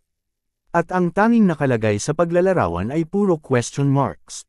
Sinubukan niya itong itap, pero access denied ito dahil hindi pa siya nakakatugon sa mga kinakailangang kondisyon. Isa na namang palaisipan na nadagdag sa misteryong ito ng kanyang blessing, pero hindi iyon ang pinakamahalaga ngayon. Ang pangunahing layunin niya sa ngayon ay ang pagpapalakas ng kanyang katawan at ang paghanap ng bagong sandata. Hindi siya pwedeng umasa sa 30 seconds ng painless blessing habang buhay. Kaya kailangan din niyang matutong gumamit ng espada na hindi umaayon sa kondisyon ng blessing. Sa kabutihang palad, may parating na monster hunting training para sa midterms na gaganapin sa loob ng 1 buwan. Ang gantimpala para sa training ay ang Longsword Morisame. Isa itong sandatang B-tier na dapat ay sapat na para sa kanya hanggang sa makapagtapos siya. Masyado rin itong malaki para ma-activate ang kanyang blessing. Na ibig sabihin, ito ang perpektong sandata para sa kanya. Marami pa siyang kailangang tuklasin. Pero ramdam na niya na may magandang progreso siyang naaabot. Habang malalim sa pag-iisip, may tumawag sa kanya. Bigla siyang napatingala, at ang nakatingin sa kanya mula sa itaas. ay isang taong hindi niya inaasahang makikita o makakausap. Ito ay si Abel von Nibelung, ang apo ng Sword Emperor, at ang taong pinakadapat niyang iwasan. Kung gusto niyang huwag maapektuhan ang kwento ng laro, sinabi nitong siya ay nakaupo sa upuan nito. Pero nabigla si Jama at hindi agad nakatayo. Kaya napasigaw si Abel bago niya naintindihan ang mensahe, at gumilid upang bigyang daan ito. Hindi pa rin siya makapaniwalang ganoon kaganda si Abel. At nahuli pa niyang nakatitig siya rito nang hindi niya namamalayan. Habang sinusubukang umalis, sinabi ni Abel na hindi naman niya kailangang umalis. Pwede naman siyang umatras ng kaunti. Medyo kakaiba na tawagin itong upuan niya, ang isang public bench. Pero pinalampas na lang iyon ni Jama, dahil ayaw naman talaga niyang ma-involve sa kanya. Hindi niya mapigil ang titigan pa rin ito. At gaya ng inaasahan mula sa pangunahing babae sa laro, tunay ngang napakaganda ni Abel. Bigla itong nagsalita, na ikinagulat ni Jama at bumalik siya sa ulirat. Talagang napakakakaiba nito, dahil ang kilala niyang Abel ay palaging mailap at hindi palausap. Kahit ang gwapong pangunahing bida sa laro ay hindi man lang nito kinibo. Nagpatuloy si Abel sa pagsasalita. Tinanong siya kung gumagamit din ba siya ng espada bilang sandata. Nahihiya siyang sumagot, at nang tinanong niya kung paano niya nalaman, sinabi ni Abel na minsang sinabi ng kanyang lolo, na may kakaibang tingin sa mata ang isang tunay na swordsman. Ipinakita ni Abel ang kanyang espada at tinanong siya kung gusto ba niya itong hawakan. Nakakaramdam pa rin siya ng pagkailang kaya tumanggi siya, ngunit napasimangot si Abel sa inis. Tila nasaktan siya sa pagtanggi ni Jama, pero hindi lang talaga siya sanay na kinakausap siya ni Abel. Maya-maya, tinanong siya nito kung kilala ba niya ito. Nagulat si Jama sa tanong, pero iyon ay isang kakaibang tanong mula sa kanya. Walang estudyante sa eskwelahan na hindi kilala si Abel. Sinagot niya ito ng walang gaanong emosyon. Na, medyo kilala niya ito. Ngunit sinabi ni Abel na hindi niya kilala si Jama. At iniisip niyang hindi patas iyon, na kilala siya ni Jama. Pero wala siyang ideya kung sino ito. Hindi sang-ayon si Jama, dahil kakamit lang naman nila. Kaya hindi importante kung alam nila ang pangalan ng isa't isa. Pero sagot ni Abel, baka isa siyang especially iyan ng Demon King, na nagpapanggap na estudyante sa academy. Medyo hinala raw na naroon siya mag-isa. Gabi na, at kahit parang random lang ang mga sinasabi ni Abel. Tila ba seryoso ito? Binalik ni Jama ang tanong at siya naman ang nagtanong. Kung bakit gising pa si Abel at nasa labas ng ganung oras. Pero halata naman. Mula sa kanyang kasuotan at espada, na galing ito sa training o workout. Sinabi ni Abel na nag-practice lang siya ng breathing exercises. Sabay turo kay Jama habang nagsasalita, na hindi sinasadyang ipinakita ang mga peklat sa kanyang mga kamay. Agad na tinakpan ni Abel ang kanyang mga kamay. Pero nakita na ito ni Jama. Mga bakas iyon ng kanyang pagsusumikap. At sang-ayon naman si Abel doon. Dahil halatang halata, na kung may isang taong nagpupunyagi ng husto, siya iyon. Hindi raw naiintindihan ng mga tao kung ano ang ibig sabihin ng pagiging kabilang sa dugong Nibelung. Inaakalang palagi silang perpekto, at isang pagkakamali lang, maaari na silang gawing target. Pagkatapos, inamin ni Abel, na hindi siya ang top student ngayong taon. At ito ang unang beses sa buong buhay niya, na natalo siya ng iba. Ngunit sa halip na magalit, pakiramdam niya ay parang may kalayaan siyang naramdaman. Hindi niya maiwasang itanong sa sarili, kung sino ang taong tumalo sa kanya at naging top scorer. Bagamat gusto niya itong makilala, para punatin ito ng pira-piraso. Napakaubo si Jama sa gulat, at agad siyang nagtanong kung bakit kailangan pang umabot sa ganoon. Ang dahilan ay dahil nakaramdam siya ng matinding kahihiyan. Nakiusap siya sa kanyang lolo na sabihin kung sino ang taong iyon. Pero sa hindi inaasahang sagot, lumalabas na ang taong iyon ay hindi pa kasama sa klase nila. Dagdag pa doon, lumiban rin ito sa speech, na nagresulta sa kanya na kailangang pumalit at magsalita para rito. At iyon ang lalong nagpahiya sa kanya bilang pangalawa sa ranggo. Pinutol niya ang sarili bago pa siya tuluyang magsalita pa ng mas marami. Kakaiba na ibinabahagi niya ang lahat ng impormasyong ito sa isang taong ngayon lang niya nakilala. Doon na rin pumasok sa isip ni Jama ang tanong na matagal nang gumugulo sa kanya. Gusto niyang malaman kung bakit siya kinakausap ni Abel sa unang pagkakataon. Isinasaalang-alang ang personalidad nito. At kung paano siya karaniwang nakikitungo sa ibang tao. Hindi ito ang inaasahan niyang sagot. Dahil mukha siyang mahina, ayon sa moto ng kanilang pamilya. Matatag laban sa malalakas, maawin sa mahihina. At dahil sobra na ang mga kaklase niya, wala siyang kaibigan. Iyon ang dahilan kung bakit malamig ang pakikitungo niya. Sa pangunahing bida sa laro. Pagkatapos noon, nagunat si Abel at naghanda ng umalis. Habang tumatayo siya, tumigil ito sandali at tinanong si Jama. Kung talagang ayaw pa rin itong sabihin ang kanyang pangalan. Tulad ng dati, tumanggi si Jama nang walang pag-aalinlangan. Lumipas ang panahon, at sa ikinagulat ni Jama, nagpatuloy ang kanyang buhay sa academy nang walang problema. Mukhang nagkaroon na ng mga bagong kaibigan si Chloe. Bukod sa kanya, at maayos na siyang nakapagsimula sa klase. Si Jama naman ay naging abala sa pag-iwas kay Chloe. Mula noong insidente sa kwarto nito. Minsan, kapag nagkakatitigan sila, tinitingnan siya ng mga bagong kaibigan ni Chloe nang may panglalait. Dahil sa katayuan niya bilang isang special entrant. Pero natutunan na ni Jama na huwag magpaapekto sa mga taong tumitingin sa kanya ng mababa. Dahil sa pagiging special entrant niya. Pagkatapos ng lahat, hindi lang naman siya ang special entrant sa kanilang klase. Bagamat kakaunti lang sila, magaling silang umiwas sa isa't isa. Siguradong may halo itong inferiority complex. Pero kumbinsido si Jama na mas magiging magulo pa. Kung siya ay nailagay sa isang mas mataas na tier na klase. Sa ngayon, malamang ay hati-hati na ang mga estudyante sa Star at Dragon classes. At abala na sila sa mga walang kwentang bangayan sa kapangyarihan.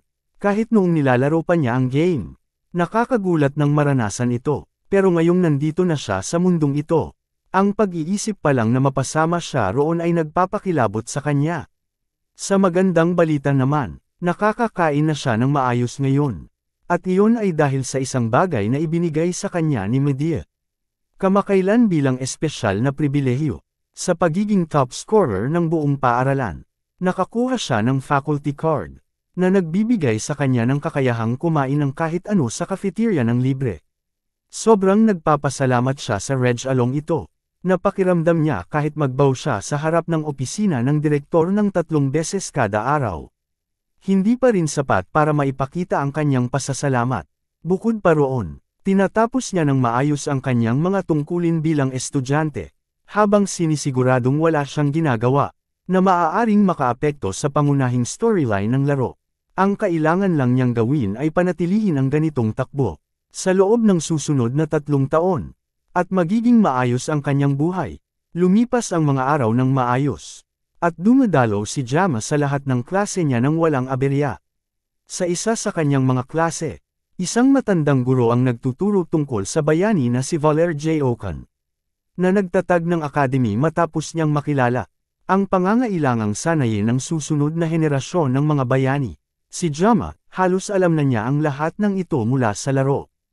Ang tagapagtatag na bayani na si Valer Hokan ay hinarap si Lycan, ang kanang kamay ng Demon King at commander ng First Legion. Tumagal ang laban ng 20 taon, at sa huli, nagtagumpay ang bayani. Gayunpaman, nawalan ng isang braso si Waken bilang kapalit ng kanyang tagumpay. At dahil dito, hindi na siya muling nakalaban. Ang digmaan ay puno ng karahasan at pagdanak ng dugo. At kahit nanalo ang bayani sa labanan, walang malinaw na panalo sa alinmang panig ng digmaan. At sa gayon, natapos ang unang digmaan sa pagitan ng tao at demonyo sa isang tigil putukan. Upang sanayin ang susunod na henerasyon, itatag ni Waken ang academy. At nilagdaan ang isang kasunduan ng hindi pagsalakay sa pagitan ng dalawang lahi. Ang kasunduang iyon, ang dahilan kung bakit nanatiling may kapayapaan sa loob ng 700 taon. At umiiral pa rin hanggang ngayon. Sigurado ang mga estudyante na hindi sila makakaranas ng digmaan sa buong buhay nila. Ngunit si Jamo lang ang nakakaalam na ang kapayapaang ito ay malapit ng mabasag. Sanay na ang lahat sa katahimikan. Kaya hindi na nakapagtataka, ang tanging taong gusto niyang babalaan tungkol sa nalalapit na kapahamakan ay si Medea. Ngunit ang paggawa nito ay maaaring magbago sa takbo ng istorya, at wala siyang ideya kung saan yun haantong. Kahit palagi siyang nagrereklamo, na gusto na niyang iwan ang posisyon bilang direktor ng academy. Si Medea ang isa sa mga unang nakaramdam na may kakaibang mangyayari, salamat sa kanyang blessing of perception. Upang protektahan ang kanyang mga estudyante, siya ang unang miyembro ng Seven Stars na tumapak sa harap ng digmaan. Ngunit hindi umabot si Jama sa bahaging iyon ng laro. Gayunpaman, nalaman niya ang tungkol sa kinahinatnaan ni Medea. Mula sa pagbabasa ng wiki ng fandom ng laro, si Medea ang unang sa Seven Stars na namatay sa laban-laban sa hukbo ng Demon King. Dahil dito, nahihirapan siyang itago ang sikreto tungkol sa paparating na digmaan. Pero sana hindi na lang niya nalaman iyon sa simula pa lang. Natapos ang klase, at nagsimulang lumabas ang mga estudyante sa hallway ng paaralan. Dahil sa kung anong kaguluhan na nangyayari doon. Mukhang oras na talaga para magsimula ang lahat, at sinilip muna ni Jama ang kanyang telepono. Tulad ng inaasahan niya, 5 ng Mayo na. At ngayon ang araw na sa wakas ay papasok ang pangunahing bida sa eskwelahan. Sumama siya sa grupo ng mga estudyanteng nagkakagulo sa pinto ng silid-aralan. At lahat sila ay humahanga sa kanya.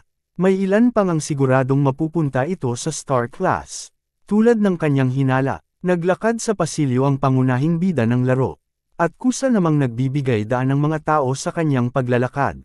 Si Leon Van Reinhardt ay may daladalang kumpiyansa, habang kasama ang kanyang mga kapwa-estudyante. Ngunit alam ni Jama na ngayon ang araw, na ang 700 taong kapayapaan ay magsisimula ng mabasag. Pinapanood ni Jama, habang halos lahat sa paaralan ay humahanga kay Leon. Pero alam na niya na mangyayari talaga ito. Sa laro kasi, halos lahat ng babae ay naaakit sa kanya. Kung ito'y isang adult-rated na laro, malamang ay patay na si Leon. Bago pa man niya makaharap ang Demon King. Sa lahat ng babaeng naaakit sa kanya, yung mga nagiging kasama niya sa party ay kahanga-hanga rin. Nakakainis isipin, pero si Leon Van Reinhardt, ang bida ng Miracle Blessing M, ang isa sa mga unang madadala sa draft sa loob ng 3 taon. Bagamat tinawag itong draft, mas totoo na ito ay sapilitang pagsali sa hukbo. At kung madadala rin si Jama, ito na ang 2 niyang pagkakataon sa pagiging sundalo. Pero halos hindi pa nga naipanalo ng bayani ang laban sa commander ng First Legion. Kaya mas lalo nang iniisip ni Jama kung gaano ba kalakas ang Demon King. Hindi niya maisip na matatalo si Leon. Habang iniisip niya ang lahat ng ito, nagtama ang mga mata nila ni Leon. At ngumiti ang bida sa kanya ng may halinang taglay. Parang pinapalakas pa niya ang loob ni Jama kahit hindi niya alam ang iniisip nito. Siya kasi ang pangunahing bida, imposibleng hindi niya kayanin ang ganitong klaseng banta. Tumalikod na si Jama para umalis sa lugar, pero biglang may tumawag sa kanya mula sa likod. Si Chloe pala iyon, at mahina niyang tinanong kung may nagawa ba siyang mali. Gustong-gusto na niyang sabihin na muntik na siyang matagas sa ulo, pero 1 taon pa silang magsasama, at ang pangit naman kung magiging awkward agad sila. Nagsinungaling siya at sinabing wala siyang problema rito, para mapanatiling maayos ang pakikitungo nila at hindi na siya makadagdag pa ng kaaway. Mukhang napanatag naman si Chloe, at balik na siya sa pagiging cute, katulad ng pagkakaalala niya. Sobrang layo nito sa halimaw na nakalaban niya noon, kahit wala namang malay si Chloe noon. Ramdam niya na puno ng lungkot ang kanyang paggamit ng espada, parang humihingi ng tulong ang talam. At gayunpaman, ang nakakakilabot na intensyon sa likod ng bawat galaw ng kanyang espada ay sobra, kinilabutan talaga siya. Kung ang layunin lang ng kanyang estilo ay para pumatay, baka mas delikado pa siya kaysa sa magkapatid na Mao. Naputol ang pag-iisip niya nang tanungin siya ni Chloe kung pwede ba siyang ilibre ng hapunan ulit ngayong gabi. Gusto raw siyang ilibre, pero nagbabala rin siya na hindi siya kasing galing magluto gaya niya. Ang pagbanggit sa hapunan ay bumalik sa isip niya ang mabagsik na presensya ni Chloe, kaya halos tumanggi na siya agad. Pero ang mga mata ng isang cute na babae ay isang napakalakas na sandata. Halos imposibleng tumanggi siya sa ganoong itsura, at nakonsensya pa siya sa iniisip niyang pagtanggi. Pero kung hindi siya tatanggi, baka sa loob ng refrigerator na siya magising kinabukasan. Kaya imbes na hapunan, may mas magandang ideya siya kung paano sila magsasama. Humiling siya ng isang pabor at sinabing si Chloe lang ang kayang gumawa nito para sa kanya. Dahil dito, biglang naging sunod-sunyiran si Chloe. Gusto ni Jama na turuan siya ni Chloe ng swordsmanship, at kailangan din naman talaga niya ng guro sa espada. Maya-maya, nasa training grounds na ng paaralan si Jama, nagpa-practice ng pag-swing gamit ang kahoy na espada habang sinusubukan ang kanyang mga limitasyon. Tulad ng inaasahan niya, dahil sa laki ng espada, hindi naaapektuhan ang kanyang blessing. Ngayon, ang kailangan na lang niya ay mag-develop ng tamang kasanayan sa espada. Napakalakas ni Chloe, siya ang perpektong tao para magturo sa kanya. At bonus na rin ito para makaiwas sa isa pang hapunan kasama siya. Simula noong araw na iyon, palagi na siyang nanunood ng video na, paano mabuhay kapag may yandir sa paligid, bago matulog. At sa hindi malamang dahilan, parang nakatulong ito para makitungo siya kay Chloe pansamantala. Lumapit si Chloe sa kanya na nakakasual na damit, may nakasabit na katana sa kanyang baywang. Ngayon palang dumating si Jama dahil nagkasundo silang magkita ng alas 8, pero kanina pa pala siya naghihintay mula alas 6:30. Sandaling tinitigan ni Jama si Chloe, at dahil sa suot nitong crop top, kita ang hubog ng kanyang mga muscles. Hindi niya ito napansin noon dahil palagi niya itong nakikita sa school uniform, pero iyon na nga siguro ang dahilan kung bakit siya ganoon kalakas. Binigyan niya ito ng isa pang kahoy na espada, at nagtaka si Chloe kung bakit hindi sila gumagamit ng tunay na espada. Walang dahilan para gumamit ng totoong armas kung hindi naman nila itataya ang kanilang mga buhay. Masayang tinanggap ni Chloe ang espada at sinubukan ang swing nito. Ang lakas ng kanyang saksak gamit ang kahoy na espada ay naglabas ng maliit na shockwave sa pagitan nila. Ganun siya kalakas, nag-uunahan sa panginginig ang hangin sa paligid nila dahil lang sa isang atake. Nagsimulang magdalawang isip si Jama sa ideyang paturuan siya ni Chloe. Kaya para sa ngayon, mas mabuti nang mag-ingat siya. Bago sila magsimula ng training, sinilip muna niya ulit ang kanyang blessing. Wala namang problema sa haba ng espada, at tuloy-tuloy ang paglakas ng kanyang katawan. Pero habang iniisip niya ito, napansin niyang kakaiba na nagel level up ang blessing base sa experience. Hindi rin niya matindaan kung may kasama bang side effects ang mga blessing, at wala rin siyang ideya kung gaano pa siya kailangang lumakas bago lumitaw ang misteryosong nakatagong katangian. Nilapitan siya ni Chloe at tinanong kung anong problema. Naalala niyang siya lang pala ang nakakita ng status screen. Para kay Chloe, para lang siyang lalaking bigla na lang nag-space out. Kaya humarap siya para simulan na ang training nila, at may halong kaba niyang sinabing, dahan-dahan lang sana ngayon first day pa lang natin. Pagkatapos ay inihanda niya ang sarili habang hawak ang kanyang espada at hinarap si Chloe. Sa kanyang nakaraang buhay, natutunan niya ang lahat sa pamamagitan ng aktwal na karanasan. Matibay ang paniniwala niya na para maging bihasa sa isang bagay, hindi sapat ang magbigay ng kaunting bahagi ng sarili, kailangan mong maging handang isakripisyo ang buong pagkatao mo. Ang dahilan kung bakit mabilis siyang nakaangkop sa akademya ay dahil sa pagsasanay na nakuha niya sa klase. Bata pa lang siya, natutunan na niyang alamin kung kailan siya umuunlad at kung kailan siya tumitigil sa pag-usad. At kahit ngayon, alam niyang hindi pa perpekto ang lahat, maging ang tindig niya at kapit sa espada ay may kulang. Gayunpaman, sa kabila ng lahat ng iyon, ang huling hawi ng espada ay kailangang tamaan ang kalaban. Idinilat niya ang kanyang mga mata upang simulan ang labanan at nakita si Chloe na papalapit na sa kanya sa buong lakas. Halos wala siyang oras para umiwas sa unang atake ni Chloe, at agad itong nagpalit ng posisyon at muling umatake, na naipagtanggol lang niya sa huling sandali. Habang nagpapatuloy ang labanan, pakiramdam niya ay lalong bumibilis si Chloe, at hirap na siyang makasabay sa bilis nito. At sa kabila pa niyan, mukhang pinipigilan pa siya ni Chloe, dahil sinabi niya na huwag siyang masyadong pahirapan. Muling nagbanggaan ang kanilang espada, at sa pagkakataong ito, nagsimulang mabasag ang kahoy dahil sa lakas. Hindi bumabagal ang sunod-sunod na mga atake ni Chloe, at patuloy siyang sumusugod habang si Jama ay halos makaiwas at makasalag lang. Dahil sa tindi ng lakas na ginagamit ni Chloe, kung tamaan siya kahit isang beses, baka ikamete niya ito. At wala siyang makitang pagkakataon para makaganti ng atake. Pero bago pa man niya maisip kung paano gagantay, tuluyan ang nabasag sa kalahati ang kanyang espada. Humingi ng paumanhin si Chloe at sinabing ginawa na raw niya ang lahat para maging mahinahon, pero nasira pa rin niya ito. Pero hindi yun ang pinakadapat niyang ikabahala. Dahil lumiit at umikli na ang espada, natugunan nito ang mga kondisyon para ma-activate ang Sword God Blessing. Gayunpaman, may nangyaring mali. Nasira ang armas, na nagdulot ng error sa sistema.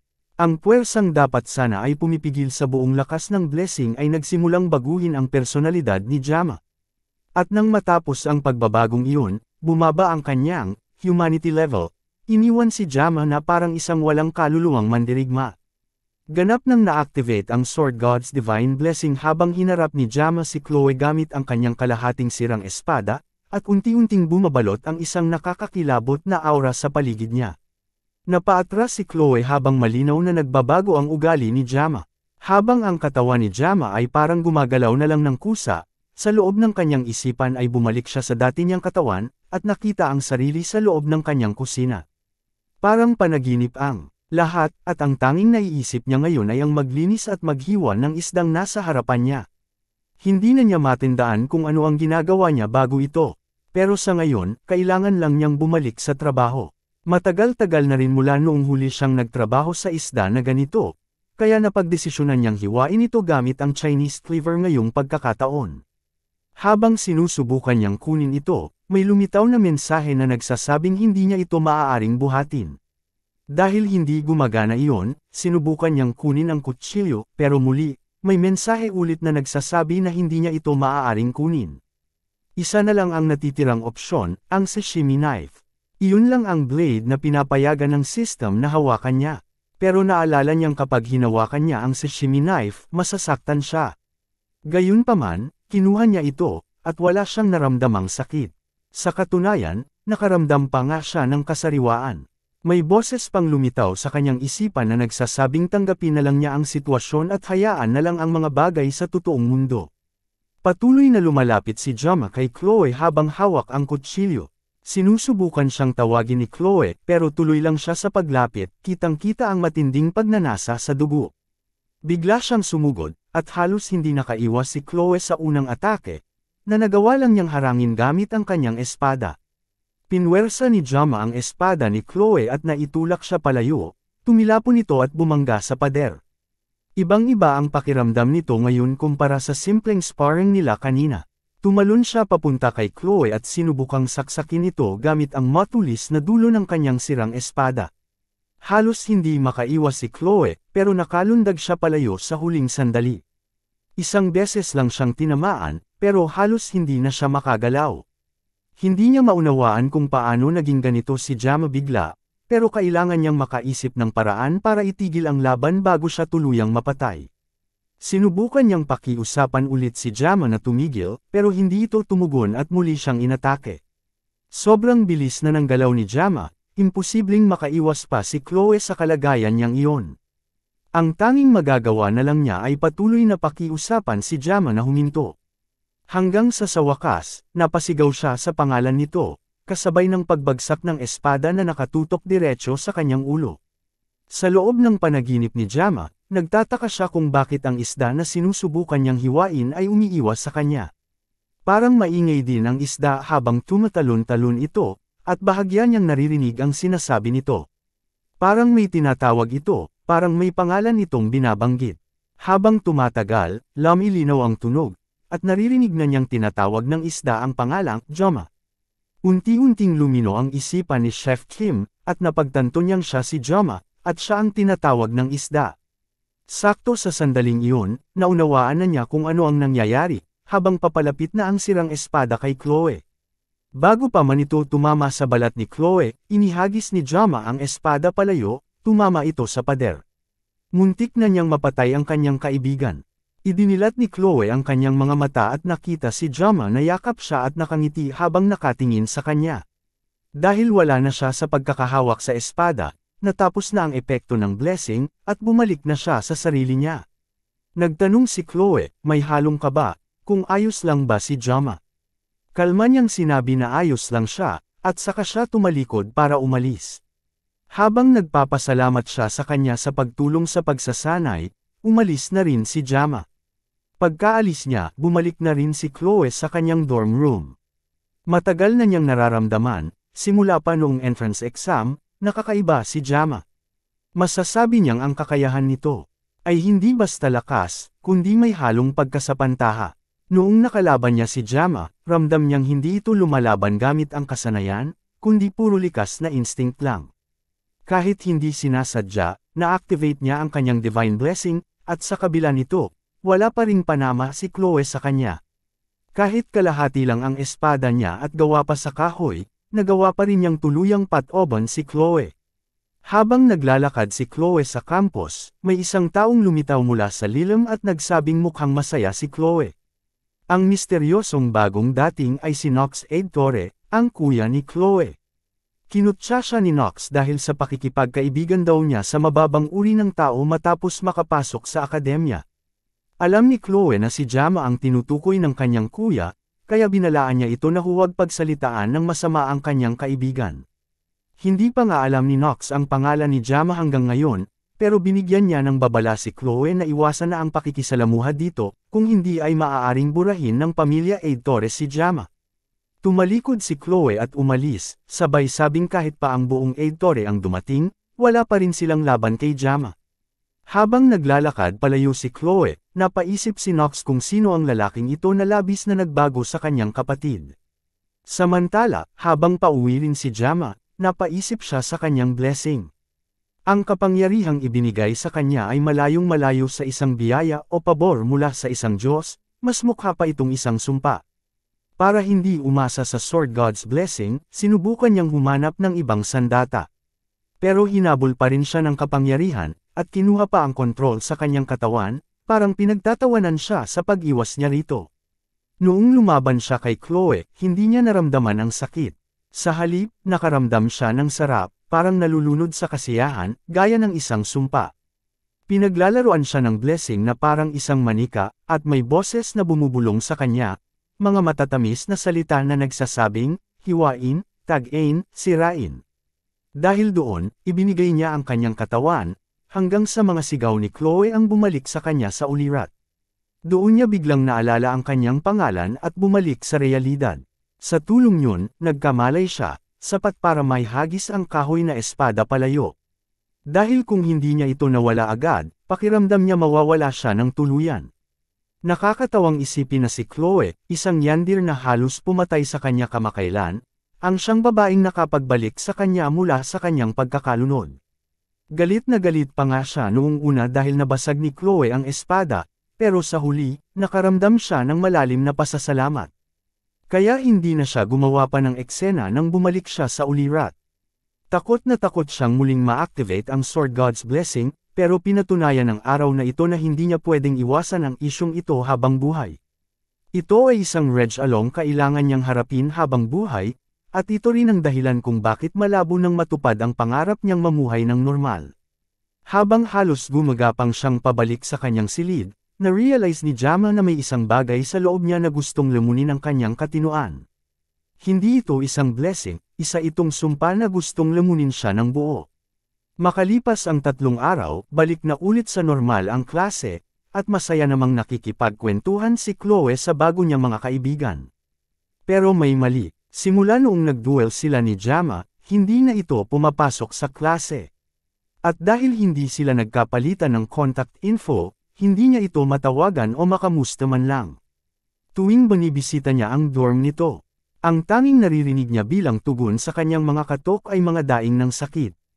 Naisip niyang basagin ang pinto, pero natakot siyang kamuhian siya nito kapag ginawa niya iyon. Gusto niyang pinapanood si Jama mula sa kanyang upuan sa klase, at hindi na niya mabilang kung ilang beses niya itong palihim na tinitingnan sa buong araw. Sa una, inakala niyang nahuhumaling siya rito dahil iniligtas siya nito, pero marahil palusot na lang iyon sa puntong ito. Anuman ang dahilan kung bakit siya naaakit kay Jama ngayon, ang alam lang niya ay miss na niya ito. Kinabukasan, hindi pa rin pumapasok si Jama sa klase. Habang sumisigaw na ang guro sa klase para manahimik at umayos, umuulan na sa labas. Kaya't sinabi ng guro na imbes na magsanay, mag-aaral na lang sila ngayon. Habang nagsisiuwian na ang mga estudyante papunta sa kani-kanilang upuan, napansin din ng guro na ilang araw nang hindi pumapasok si Jama. Gayunpaman, kilala niya si Jama, siguradong may dahilan ito. Kaya nagdesisyon ang instructor na hintayin na lang itong bumalik sa sarili nitong panahon habang pinapagalitan ang iba pa niyang estudyante. Biglang bumukas ang pinto ng silid-aralan, at mahinahong pumasok si Jama na may bagong hitsura.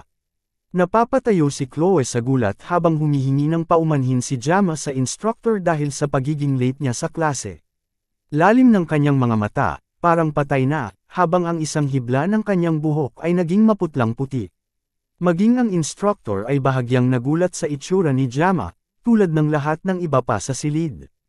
Nerbyosong inutusan siya ng instructor na maupo na lang. Napansin ng ibang estudyante na iba na ang itsura ni Jama, at sa kabila niyon, mas gamwapo pa raw ito. Pagsapit ng pagtatapos ng klase, nagsiuwian na ang mga estudyante para gawin ang kani-kanilang gawain, habang si Chloe ay lumapit kay Jama sa unang pagkakataon sa loob ng 4 na araw. Nerbyosong tinanong niya kung ano ang nangyari at kung bakit hindi ito pumasok. Tahimik lang muna si Jama saglit bago niya sinabing medyo nagkasakit lang siya at wala raw dapat alalahanin. Sa nanginginig na boses ni Chloe, alam niyang hindi ito kumbinsido sa sinabi niya, pero wala naman siyang ibang maipaliwanag pa. Sa nakaraang 3 araw, dumaan siya sa tila matinding withdrawal, hanggang sa tuluyan na siyang mapagod ng husto.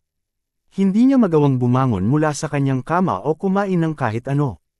Nasa kama lang siya, nakabalot, at nananalangin na sana tumigil na ang kanyang panginginig. Ang sakit na naranasan niya noong mga panahong iyon ay mas matindi pa kaysa dati, at lahat ng ito ay kapalit ng paggamit ng sirang sandata. At nang sumilip siya sa salamin, bagamat pareho pa rin ang anyo niya, ang ekspresyon niya ay mas lumalim, at tila paputi na ang kanyang buhok. Lahat ng ito ay malinaw na parusa mula sa Sword God. Kita sa mukha ni Chloe ang pagkakonsensya, marahil dahil ang huling pagkakataon na nakita niya si Jama ay sa training grounds pa. Kaya iniisip niyang kasalanan niya ito.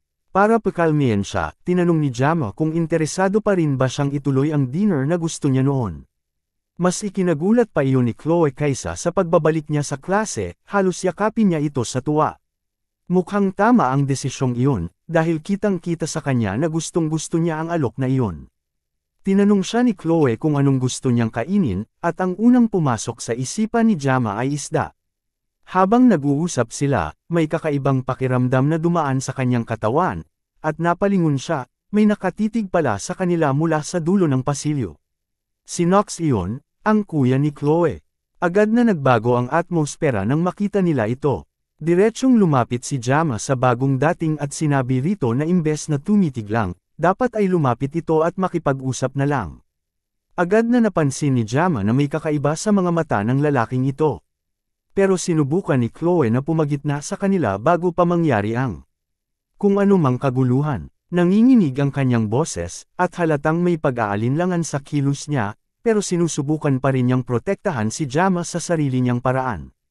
Tinanong ni Knox si Chloe kung ito na ba talaga ang lalaking pinipili niyang suwiin ang mga batas ng Atarot para lang sa kanya. Sabi ni Chloe na ayaw na niyang magkaroon ng anumang kinalaman sa kanyang pamilya, pero pinaalala sa kanya ng kanyang kapatid na hindi lang basta mawawala ang dugo sa kanyang mga kamay. Kapag ipinanganak kang auditor, habang buhay kang auditor. Nagsasalita si Chloe na parang isang rebelde, habang ang kanyang kapatid ay tila isang karakter mula sa isang makalumang dula. Pero si Jama ay naiirita na lang sa lahat ng ito. Patuloy sa pang-iinsulto si Knox kay Jama, at doon na napuno si Chloe. Sumigaw siya kay Knox na tigilan na ang panlalait sa lalaking mahal niya, at ang galit sa kanyang boses ay ikinagulat pa ng kapatid niya. Umasa si Jama na sana'y maayos lang sana ang lahat ng ito, pero unti-unti na siyang nasasanay sa mga kaguluhan sa kanyang buhay. Ang mas mahalagang bagay ay ang apelyido, Auditore. Alam niyang ang pamilyang ito ay kilala sa paggalaw sa likod ng anino at espesyalisado sa asasinasyon. Lumalabas sila sa gitna ng laro upang gumanap ng mahalagang papel. Sinasabing mas mahina sila kumpara sa iba pang mga heroic houses, pero walang makakatalo sa kanila pagdating sa pagpatay. Lahat ng miyembro ng Auditore clan ay napakalakas dahil sa malupit na pagsasanay na pinagdadaanan nila simula pagkabata, ginagawang mga perpektong sandata para sa pagpatay. Para kay Chloe na mula sa grupong ito, ang kanyang masayahin at inosenteng personalidad ang siyang kakaiba sa sitwasyon. Hindi tulad niya, ang kanyang kapatid na si Knox ay may ekspresyon na halatang bihasa na sa pagpatay. At kahit wala namang galit si Jama sa ganoong uri ng tao, halata niyang gusto ni Chloe ang isang normal na buhay. Katulad ng blessing mula sa Sword God, ang kapaligiran ng mga aditore ay isang bagay na hindi pinili ni Chloe. Nakatadhana siyang mamuhay bilang isang malamig at walang damdaming mamamatay tao, at masakit isipin iyon. Hindi iniisip ni Jama na isa siyang bayani, at wala rin siyang balak na maging isa.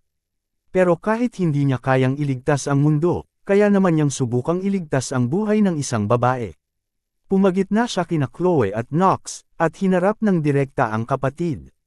Sa huli, sinubukan niyang takasan ang biyayang ibinigay ng Sword God pero hindi niya nagawa. Kaya sa halip, haharapin niya ito at yayakapin ang sumpa. Pagkatapos ng lahat, ang ibig sabihin ng pangalang Jama ay, Sword Demon. Sa sinabi niyang iyon, naglakad siya sa gitna ng dalawang magkapatid na mamamatay, at sinabihan si Knox na sumunod sa kanya. Samantala, si Lee Wan Bin ay nakaupo sa kanyang opisina, at iniisip ang kanyang estudyante. Nang dumating si Jama sa klase kaninang umaga, halata sa kanyang anyo na may nangyari sa kanya. Walang emosyon ang kanyang ekspresyon, at malalim ang iniisip niya. Hanggang dito na muna mga kazens ang ating kwento tungkol sa ating bida na si Kang Jama. Sana po ay nagustuhan ninyo. Huwag kalimutan mag-subscribe sa ating channel, i-like at i-share ang ating video. Lubos po kaming nagpapasalamat sa inyong walang sawang pagsuporta.